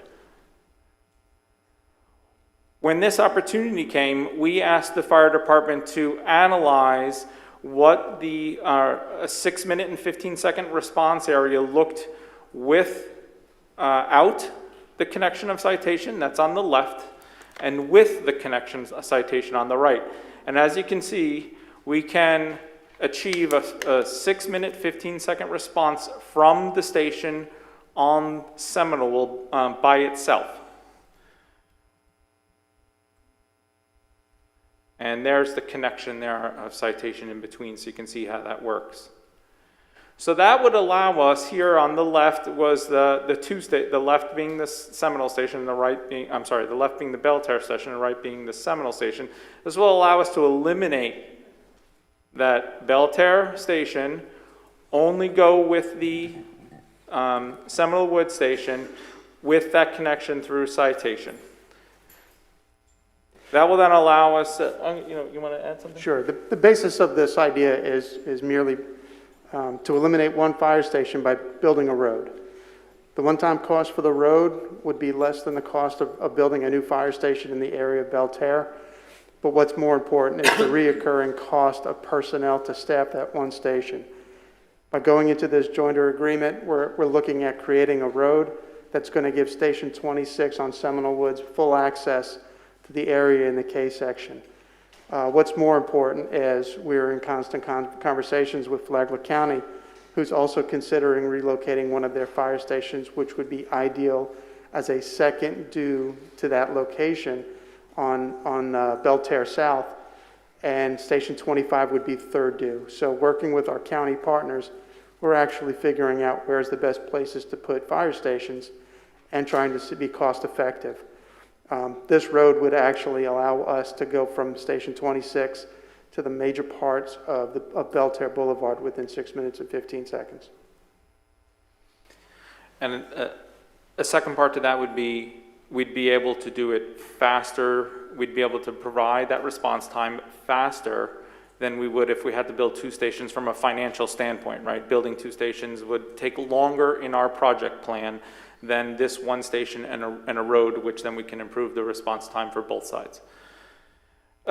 We think this will also create an opportunity to loop utilities, if that makes sense for the utility department, which always improves water quality. And then we can see this also having a positive impact on State Road 100 from a traffic point of view and from a public safety point of view, where we can get school buses wouldn't have to go down onto US 1 to make the loop back up to Seminole. So this is the conceptual layout of the road, and I just want to point out here, this is the section that is off the project, and we'll have to work with that landowner to on a right-of-way acquisition as well, but we've already started those discussions and doesn't seem like it's going to be an issue. You can't even, at this point, you can't even see citation on this. It's still further to the west where it currently terminates. Now, I mentioned at the beginning that there was going to be some land exchanges as part of this. The city owns 2 strips of land, including the canal on the north side of the property. And as we work through this, we've discussed with the landowner to exchange this section up to the top of the bank of the canal, of course, having some access points for us to do maintenance of the canal for part of the road right-of-way acquisition. So as I mentioned, this is a resolution as a joinder to make joint application with the applicant. It'll allow us to acquire the rights of way required, complete the necessary land exchanges, and I want to be clear that this doesn't obligate the city council when the rezoning comes to you in the future. You'll have an opportunity to consider that on its own. And there'll be several next steps. We will make application, if approved, we will make application and do the standard technical review. Then we'll bring the rezoning to the planning board for a recommendation. Of course, it'll then come to you for 2 public hearings plus a property exchange agreement. And then even after that, once if the rezoning is approved, then final plat will come back to you as well. And that is all I have, and I'll be happy to answer any questions. Well, I do have a comment first, if I may. I would applaud your development department for the initiative to come up with this kind of a solution. I don't think we get a chance to see that very often. So kudos for coming up with this suggestion on an incredible future savings to future budgets in terms of an ongoing cost and expense without taking away any public service emergency time as well for the future. So thank you for that. You should be applauded and thank for you. that. I have to say, the city manager's leadership helped quite a bit with this. We continue to break down silos. If I didn't know, if my department didn't know that the fire department needed 2 stations, then this might not have been on our radar. And we continue to work as a team. And this was part of that team effort, and the engineering department has been incredibly helpful with this Welcome as to well. share some of that praise with the interim city manager at your discretion. Are there any comments from city council? Just one quick question. And I tell you one thing, I love this. Anything that will save time and response time, for me, it's all the way up. And everybody knows why. But just one little concern. That second landowner that you said that you don't think is going to be a problem. What if it is? Well, I mean, we'll be working that concurrently with this, but we've had initial discussions with them, and he currently can't reach he owns the property directly to the west and to the north of that, and he's going to need the road to get there for him as well, so we'll be working on that. Okay. He's going to need the road to access his own properties. Okay. So we got him. Yeah. Again, excellent work, working between departments to save money. Accounting, we're going to get some good more money. If I could make a note, Jose Papa and Ray Tyner have worked diligently to bring the fire department into the growth of what the community is. And their team is just phenomenal. When they tell us when things are coming in, allows us to do a lot of planning ahead of time. So normally a fire chief doesn't walk up to the council and say, don't build me a fire station. But in this case, it's evident that by doing this the right way, putting the road in, we're going to have better access with a frontline fire engine to get to those areas where we need to. And working with our county partners is a lot better shape now. Well, I certainly hope you'll extend your offer to let them go for a ride and ring the siren, okay? Anytime they'd like. Mr. Mayor, if I can add one thing, I'd also like to extend gratitude not only to our chief, but also Brad Clark and Kyle Berryhill. I know that we're reaping the benefits of the 2020 fire station location study today. But this is a really good example, and I think of one of the John Nett-isms where if you don't know where you're going, any road will get you there.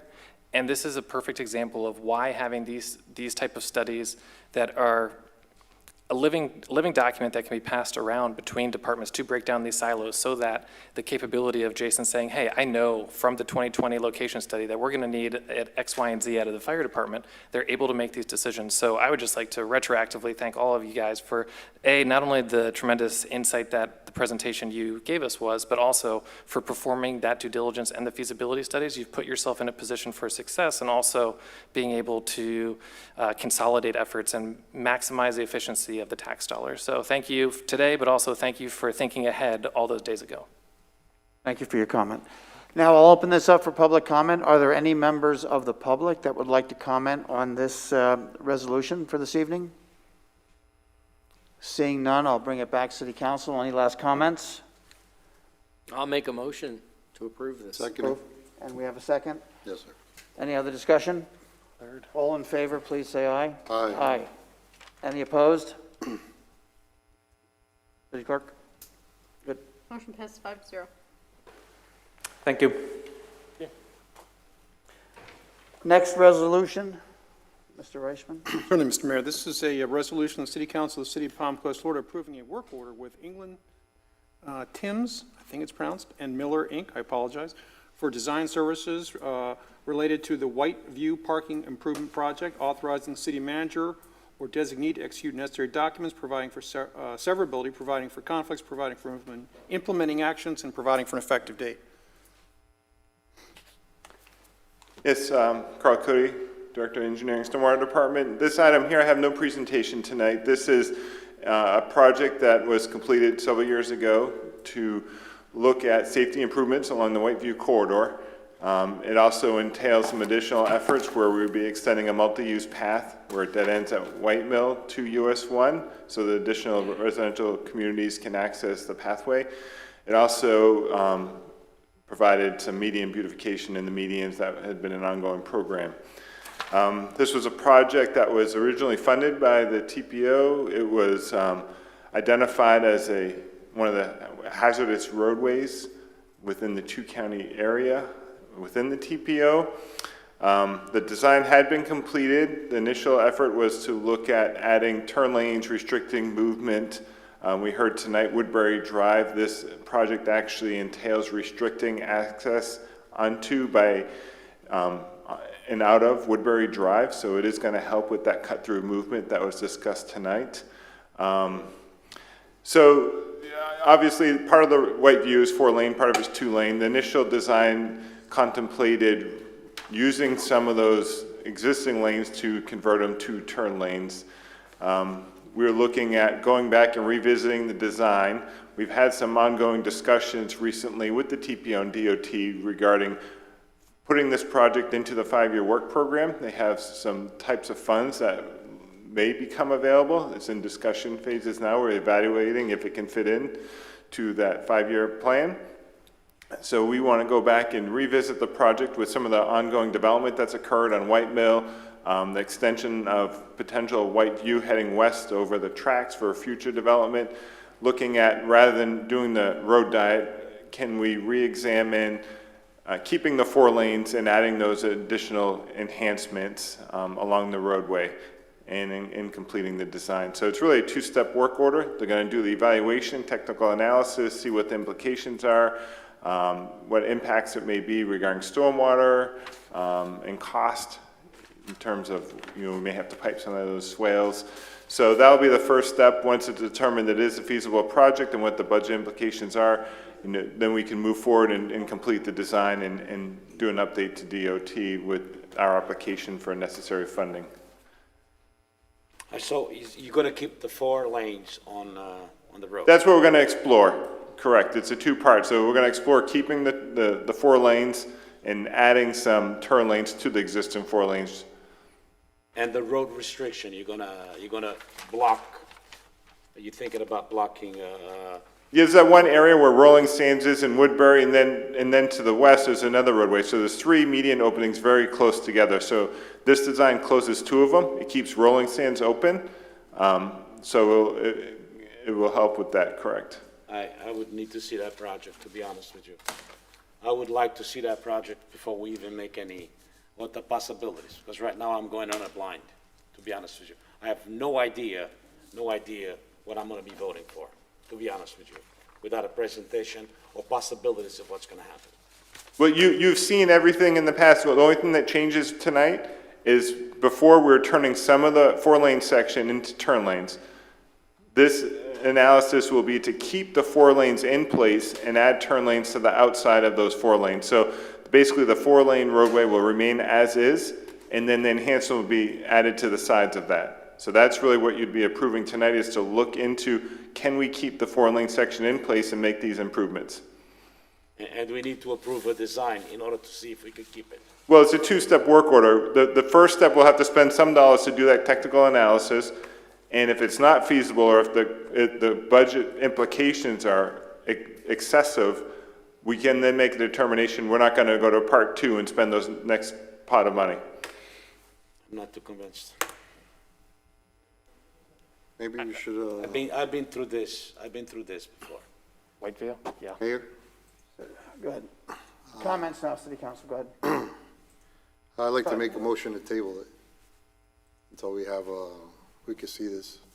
Before I accept the motion, the request is to do a study in order to answer these questions, or I'm not clear on what it is that you want to see that they could produce in advance of doing the study. In other words, we're not being asked to approve anything but not a concept, but a feasibility study.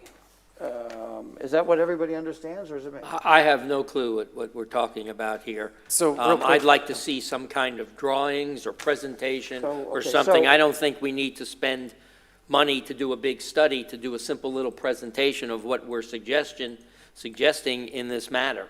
This matter is new to me. I wasn't here the last time you guys brought up tearing up Whiteview and from 4 lanes to 2, which I didn't think was a smart idea. So I suggest, I will second Victor's motion to table this until they come back with something a little more. I'm not ready for a motion yet, but okay, we're finished. Still I City believe we Council. have a motion and we have a second. Have public comment first. So just hold on for a second, please. May I? But I think it would probably be beneficial to go back and bring back maybe some of the history about this. Carl, I know you have spent a ton of time, especially with the TPO's involvement, and we had to procured a list of basically the most dangerous roads, and this was back when Councilman Howell was still on the board, and we went back and forth, and there was a bunch of argument, or discussion, I should say, about what we should do, whether some lanes are turn lanes, and whether or not there would be rear-end traffic. None of that's erroneous. But I think I have that history, but I'm not certain that we're all on it. okay. So any members of the public wish to comment on this project at this time? I see none. Back to council. Can I ask for a motion with does it have to be a time certain?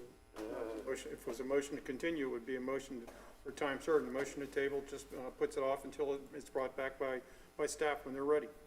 I would entertain a motion. Make the motion. I second it. Any other discussion? Okay, all in favor, signify by saying aye. Aye. Any opposed? City Clerk? Passes 5-0. Next item, other business. Ms. Virginia, will you Yeah. guide us there?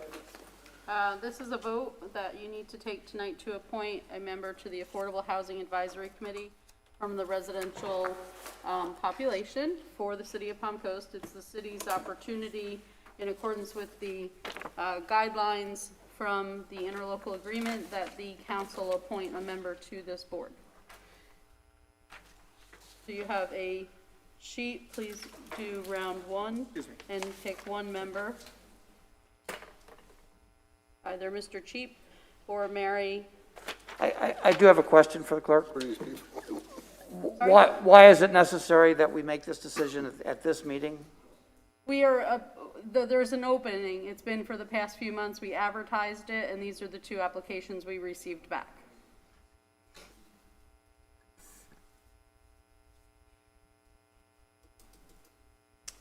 The agenda package contains the information in the applications. I don't know if anyone's had a chance to look at it, but there's the 2 applications that are contained in the agenda packet with a little bit more information should you desire to know more about the applicants. So just a comment. So my concern is, so I'm the former chair of this committee for a number of years. It's a very important position and can have a profound effect on the future of housing that is both workforce and affordable. It also deals with state funds, including the SHIP and the SEAL programs. So my concern is we only received 2 applications and we have not had the option of meeting the people or the candidates. I'm assuming with this laid out, or there's no one here to speak to. It's just a shot in the dark for me in terms, that's why I was asking about why it's time sensitive. It's not time sensitive, only that there is a vacancy present in that board. We advertised for 4 boards. We do have to go back out for advertisement on the other boards. That's why they're not on the agenda tonight. So if it's council's wish, I can re-advertise again and see if we can increase the applicant pool. Well, Mayor, like you said, something like this, they should be here so we could listen to them. Or at least we should have a resume. Is this Valinsky? Is this David Valinsky? No, the woman's name is Mary Vasilevsky. Vasilevsky, okay. Right, and in the agenda packet is their application, and their resumes are attached as well. There are resumes in the agenda package, but I a didn't see resume is. Yeah. So, We get them here in the next meeting, maybe? well, I don't know. Do you have to now republish, or what is the protocol? It's council's wish. If you would like me to go out to gain further to see if we can gain further applicants, I can re-advertise. So my opinion is, having reviewed the resumes, I would like to push this to the next meeting and invite the applicants so at least they could speak to them, because part of the process is they would be speaking at this committee, and I'd like to, hear from them. I'm good with that. Is that good with everybody? Third. So what is that, a table or? Motion to continue to a date certain, that date certain being the next council business meeting. So moved. Second it. Mr. Reichman, that doesn't mean that from now on, anybody who volunteers for boards and all of that, we have to do the same thing.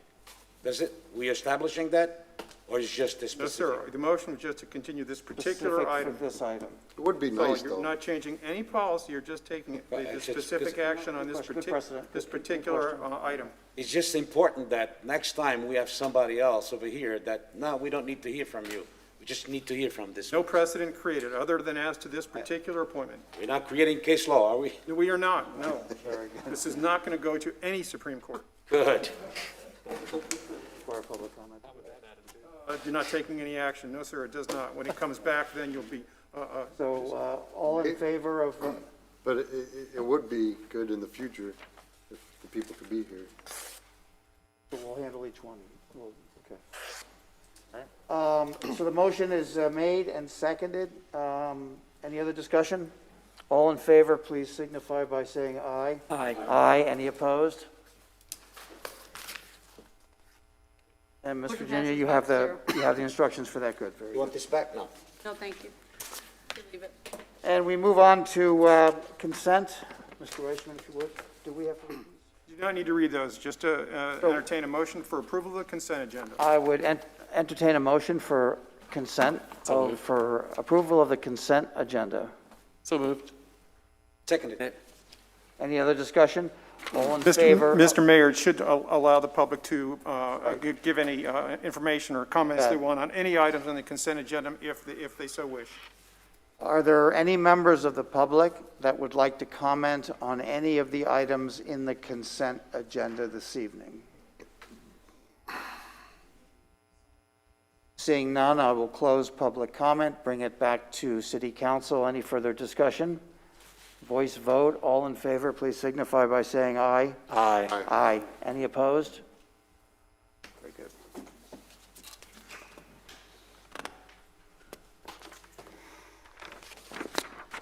Now we come to public participation.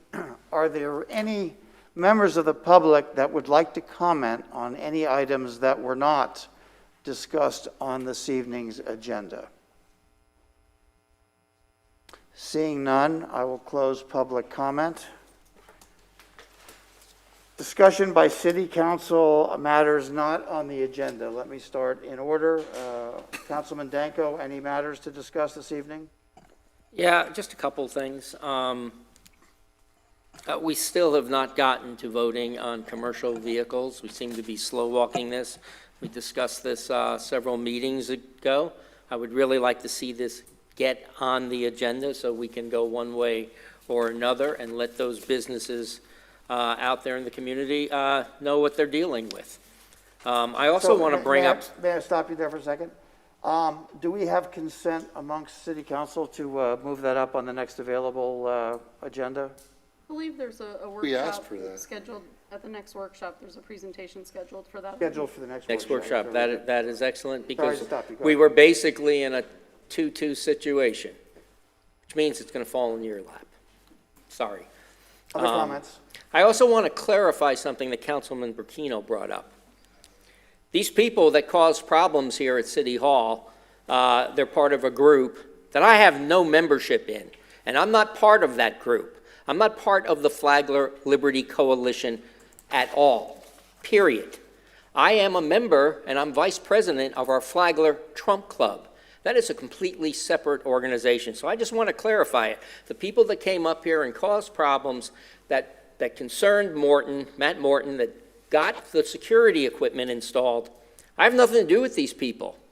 The guy who harassed city employees outside in the parking lot, and who was basically, I guess for a while he was banned from returning to City Hall. We actually banned him from attending Trump Club meetings at the VFW. So I just want to make that point perfectly clear. I'm in no way associated with that group. I'm not a member of that group. I have nothing to do with those folks. So I just want to clarify that one situation. Thank you. Councilman Barbosa, any final comments? Yes. What kind of world would we live in if everybody agreed with everybody? It's disgusting to sit up here and just keep on continuing this fighting and arguing. We're here to be like judges. You come here, you do your job, try not to, it's only a couple hours here. We got to stop fighting with each other because it's looking really bad for the public. Since David came in, he's been doing a great job trying to calm things down. Let all of us talk to the full extent. It's just looking bad. It's time to put things aside and move forward. We're here to help the city. Sorry. I'd like to make a consensus based on so many people talking about this fire burning within the city. And since we're such a big city now, I think it probably is important that, burning inside city limits, we should bring this to the table and talk about it and find out more on the hazards of the people and surrounding of this. So I think the interim city manager has a note to give us we'll need to see what it is now, and then we'll discuss what should be. Okay. Good. Councilman Clufus, final comments for this evening, please? Yep, final comments.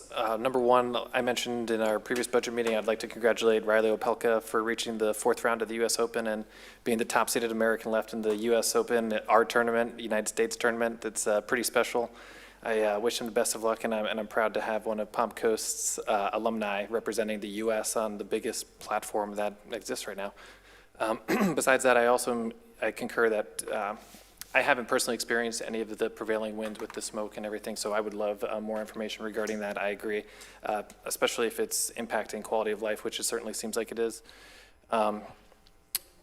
Yep, so let's get that addressed. And again, I appreciate all the staff and all their hard work, and thank you for your patience with us putting up till 10:05 p.m. And I appreciate Helena and the Finance Department for the long hours that I'm sure they'll be putting in the next few days. And my appreciation is not silent. Thank you.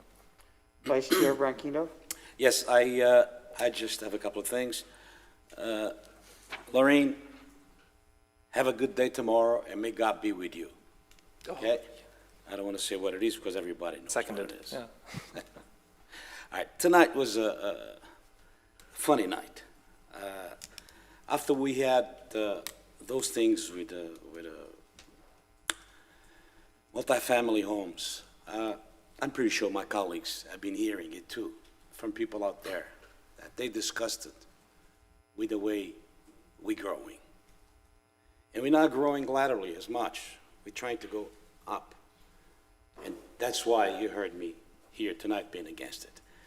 What I would like to do is, if my colleagues will agree with it, I would like to put a moratorium until we discuss it, till we intelligently discuss it. See, on this multifamily homes, until we find out that is this what the people from Palm Coast wants?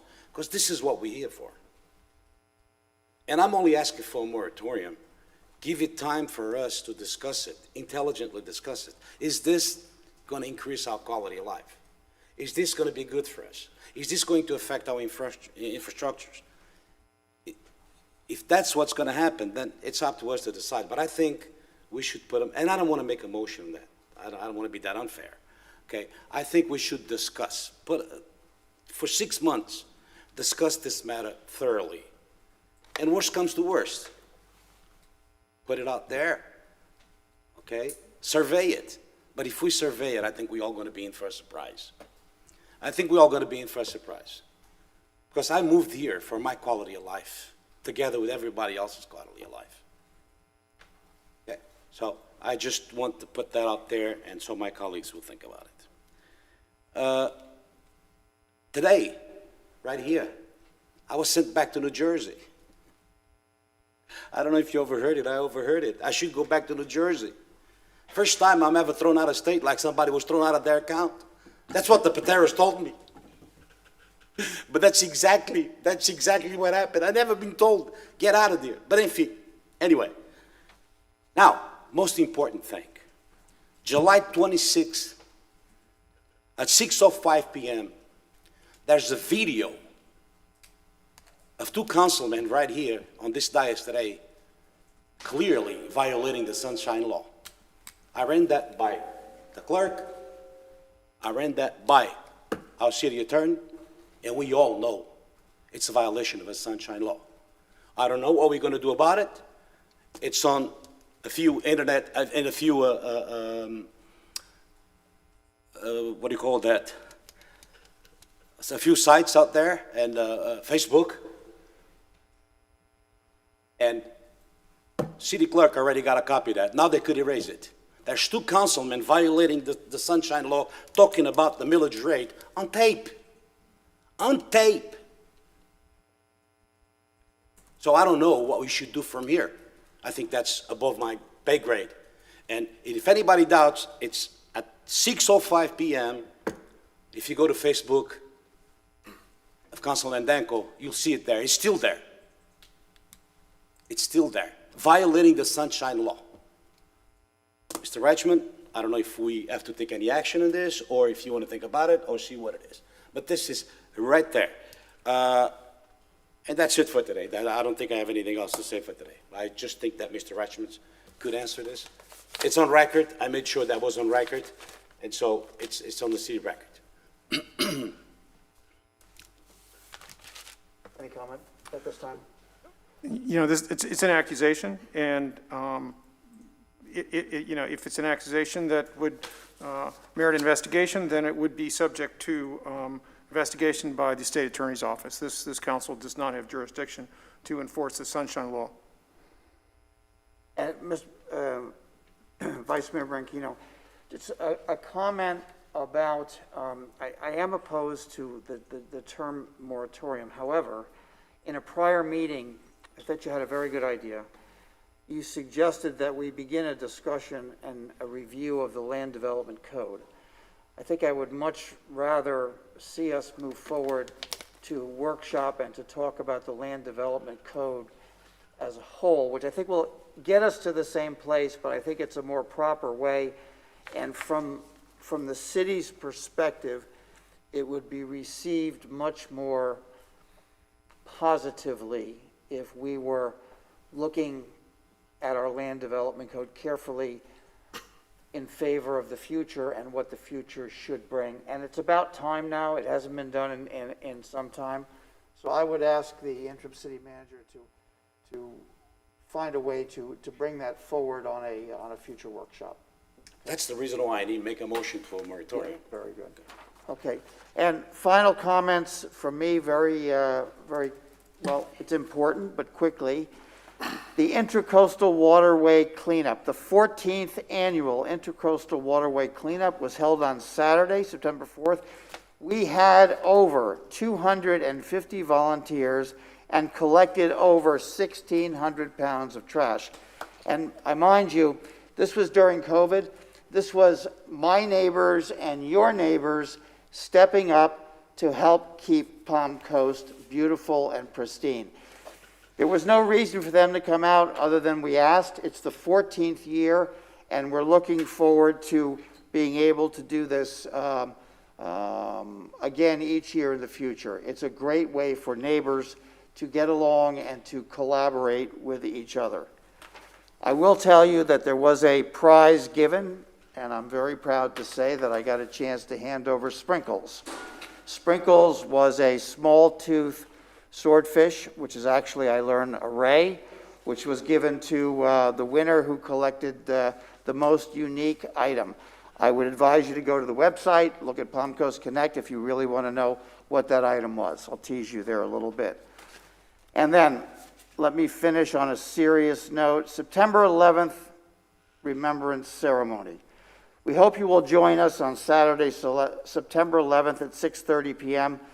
at Heroes Park, Memorial Park, in commemoration of the 20th anniversary of the September 11th terrorist attacks. The Palm Coast Fire Department will host a remembrance ceremony and dedication of a survivor tree, which indicates a rebirth, and in fact, we did the Arbor Day as well. It's something that I'm really looking forward to, something to look forward for all of us towards the future. A beautiful ceremony is planned, and I hope you will attend.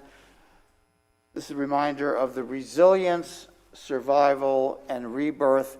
And then I will end finally. I will thank each council member for making a strong effort tonight to do dialogue, to ask the right questions, to go the course, and to work together. So thank you all. And with that, I'll ask the city attorney, Councilman. Very important thing to remember. If you see something, say something. This week, I'd like to thank the Flagler County Sheriff's Department helping me. There was a gentleman in a business filming the girls without them knowing, and they did a great job. We handled it. And please, if you see something, call the cops, get it done. You never know whose life you're saving next. Mr. Reichman, any comments from the attorney this evening? No comments, Mr. Mayor. And Ms. Bevan, any comments from the city manager? Thank you, Mayor. Just briefly to promote an additional event that's coming up. We have, in partnership with Advent Health, the Palm Coast and Flagler Beach's Senior Games will take place September 10th through the 19th. Brings a lot of excitement and fun, and I would definitely encourage anyone that had the time to visit that and cheer on the participants. And just a brief mention, I saw some of our speakers tonight actually had the disaster preparedness guides in their hands as they were coming up to the podium. So I was excited to see them. We should be promoting that as we really are nearing into peak hurricane season. And with that, be safe and be well. Thank you, Mayor and Council. Very good. And as a final comment, I will thank the public, as always, for taking the time to spend with us and to be interested enough to show your support and come to our council meeting. So please come back again, and we will work our best for you. I would ask for a motion. Thank you. Second? Oh, yeah. All in favor? We're adjourned. Take it easy.